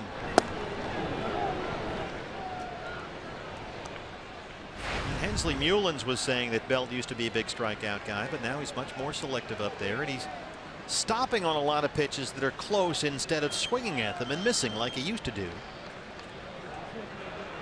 You That's see really guys changed who he is. Yeah, starting to get better pitches to hit. They hit better. It's all the key. That's the key you talk about with Yasmani, even Peter O'Brien, getting better pitches to hit. Well, Mullins was saying that Belt used to strike out before he got that better pitch to hit, but now he's got these extended at bats and he's getting that pitch exactly right. And not chasing those pitches. Yeah, now he's doing something with it. Good example right there. He takes it and it's 2-1. When you become more selective as a hitter, you're just going to hit better. I mean, he's already walked 52 times this year. He walked 56 times all of last year.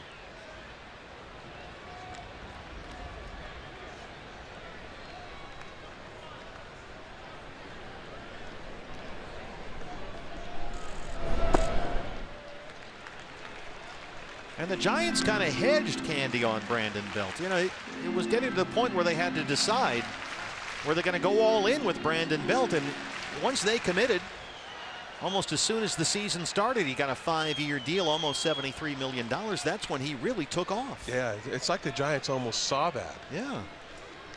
Because they weren't sure. He had a checkered injury history, couldn't stay healthy. Was a big strikeout guy before, as we've talked about.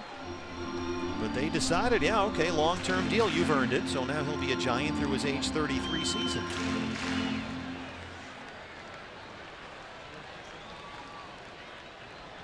Well, he's paying dividends right now on it. Doing a nice job defensively again. Yeah, I think behind Goldie and Rizzo, and probably right up there with those two guys. Not quite as good as Goldie, but very good defensive player. And there's another walk. That's 4 walks tonight for Brandon Belt. Selectivity. Laid off that high fastball. His first career 4-walk game. And it's not like he's up there, you know, with a Joey Votto just looking for a base on balls. He's leading the National League in doubles. So when he gets his pitch, he's swinging. A couple of all-stars right there. Here's another one, Buster Posey. You just hate to see those 2-out walks also. And you got to face this guy. Posey has walked, singled, scored twice. Jumps on the first one, lifts it deep to center field. Michael Bourne should have room there. And he's on a warning track, and he's got it. But Gregor Blanco homers for the Giants. They lead it 6-2.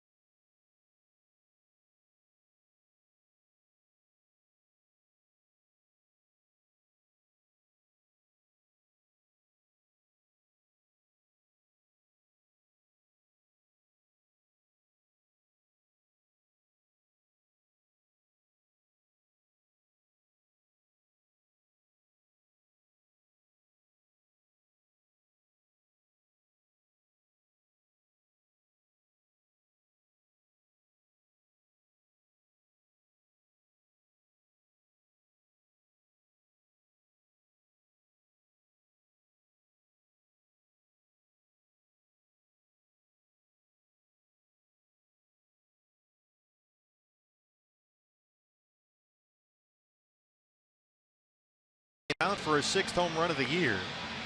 Diamondbacks got 2 in the first half against Jeff Samardzija in what's turned out to be a wild ball game. Both managers have been ejected, and it's a 6-2 Giants lead as we start the 9th. The right-hander Hunter Strickland on there. Santiago Casilla will stay warming up the bullpen just in case, because Strickland Candy has had something of a hit or miss season so far. Yeah, but basically the number's still pretty good. Yeah, he's been up and down, I guess, but he's got a good arm on him. And as soon as it becomes a safe situation, that Bruce Bochy will not wait around. He'll get his closer in there. Assuming that he's phoning that in from his office. As he is. He was ejected in the 2nd inning after Gene Segura was hit on the left elbow by a pitch in the 2nd. And then in the home half of that inning, Patrick Corbin twice threw at Buster Posey, missed him both times. The second one went behind him. Both benches were immediately warned by Quinn Walcott, the plate umpire. Bochy was ejected. And then Walcott ran Chip Hale later in the ball game after repeated, I don't know what you want to call it, arguing of balls and strikes. It just went on all night long, and then finally when Chip went out to get Patrick Corbin for the ball game, he got ejected himself. Well, put it this way, if Boch was still managing, they'd probably have 2 other pitchers already in the game. Over the glove of Crawford and into left, a base hit for Drury. Nice shot. Just a shot to left field. The ball just jumps off his bat. It's been doing it a lot lately.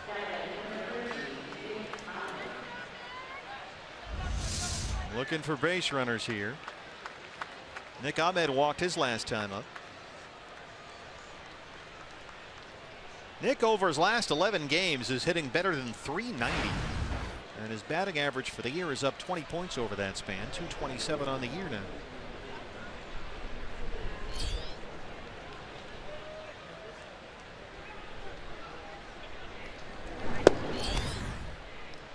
Pena is in at third base, just a smidge. Nick Ahmed, a very good bunter. Now he'll back off just a bit. Let's see Nick get that base hit to right field. Down by 4 runs. Need some base runners here. How about center? Span is there, 1 away. Hit it well. That's 2 line drives this inning for the D-backs. Ricky Weeks Jr.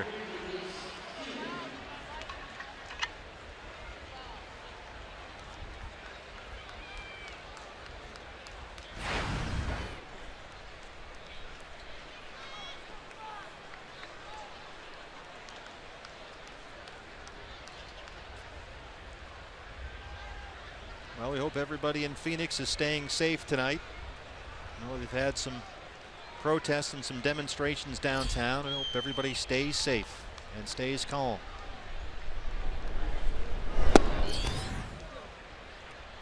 It's been a difficult week for the entire nation. There was a moment of silence before the ball game today, and everybody just looking for some peace.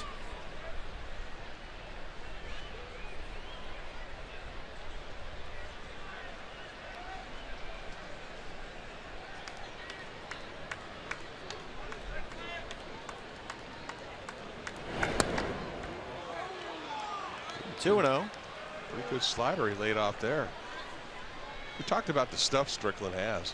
We've seen a fastball already at 98 miles an hour. He's got a terrific arm. But again, right now, even with that great stuff, you're down in the count, 2-0. He's a country hardball type of guy.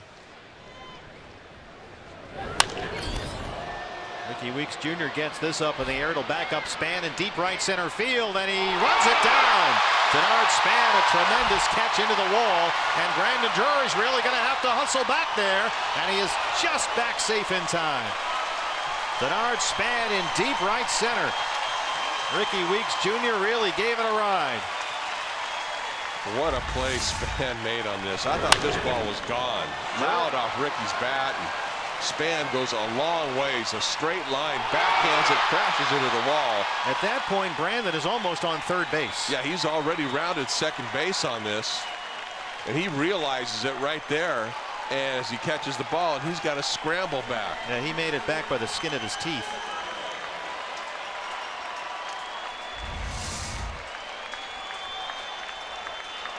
So 2 down now. Here's Segura, who hit the first pitch of the ball game for a home run, his 6th of the year.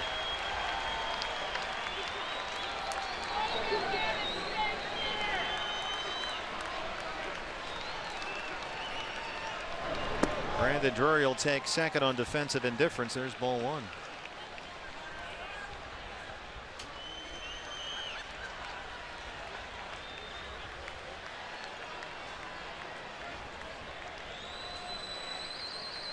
Boy, what a play. You know, that ball hung up there for him a long time, too. He covered a tremendous amount of ground, but that ball was up in the air for a while. Just enough for him to run under it. Yeah, about 2 innings ago when the wind was really howling out. It's probably out of here. Yeah, it's calmed down now. 2-0. Casillas ready in the Giant bullpen just in case Strickland can't close this thing out.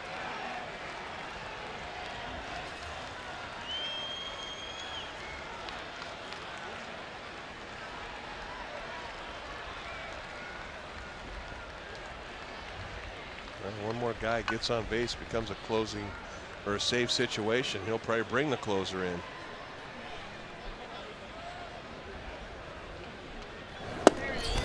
Diamondbacks since the start of last season 12-2 in this ballpark. That includes a 4-game sweep when we were last here back in April. But down to their final out, trailing 6-2 in the 9th.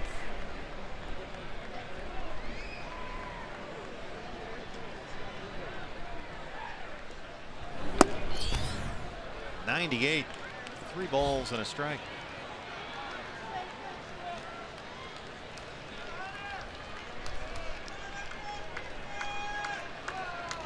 One thing about Casilla, if they do bring him in, he has been no sure thing for the Giants at all. Yeah. He's had some rough moments at Chase Field against the Diamondbacks. Yeah.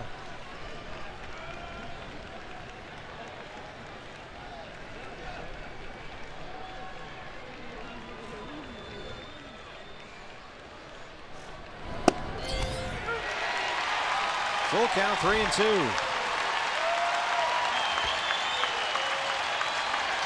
D-backs lost 2 of 3 to the Giants last weekend at Chase. 5-6 against San Francisco so far this year. The opener of a 3-game set, the final series of the first half of the season.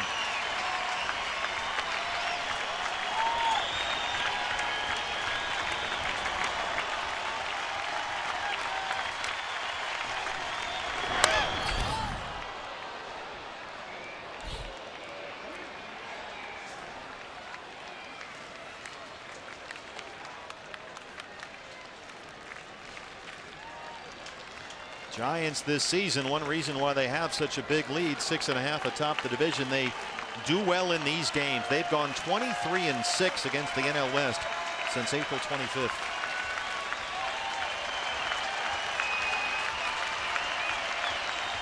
Another 3-2 to Gene Segura. Drury at second, 2 outs. Create some pressure. Get a block right here. Get a base runner. Center field for Span. And the Giants win the opener 6-2.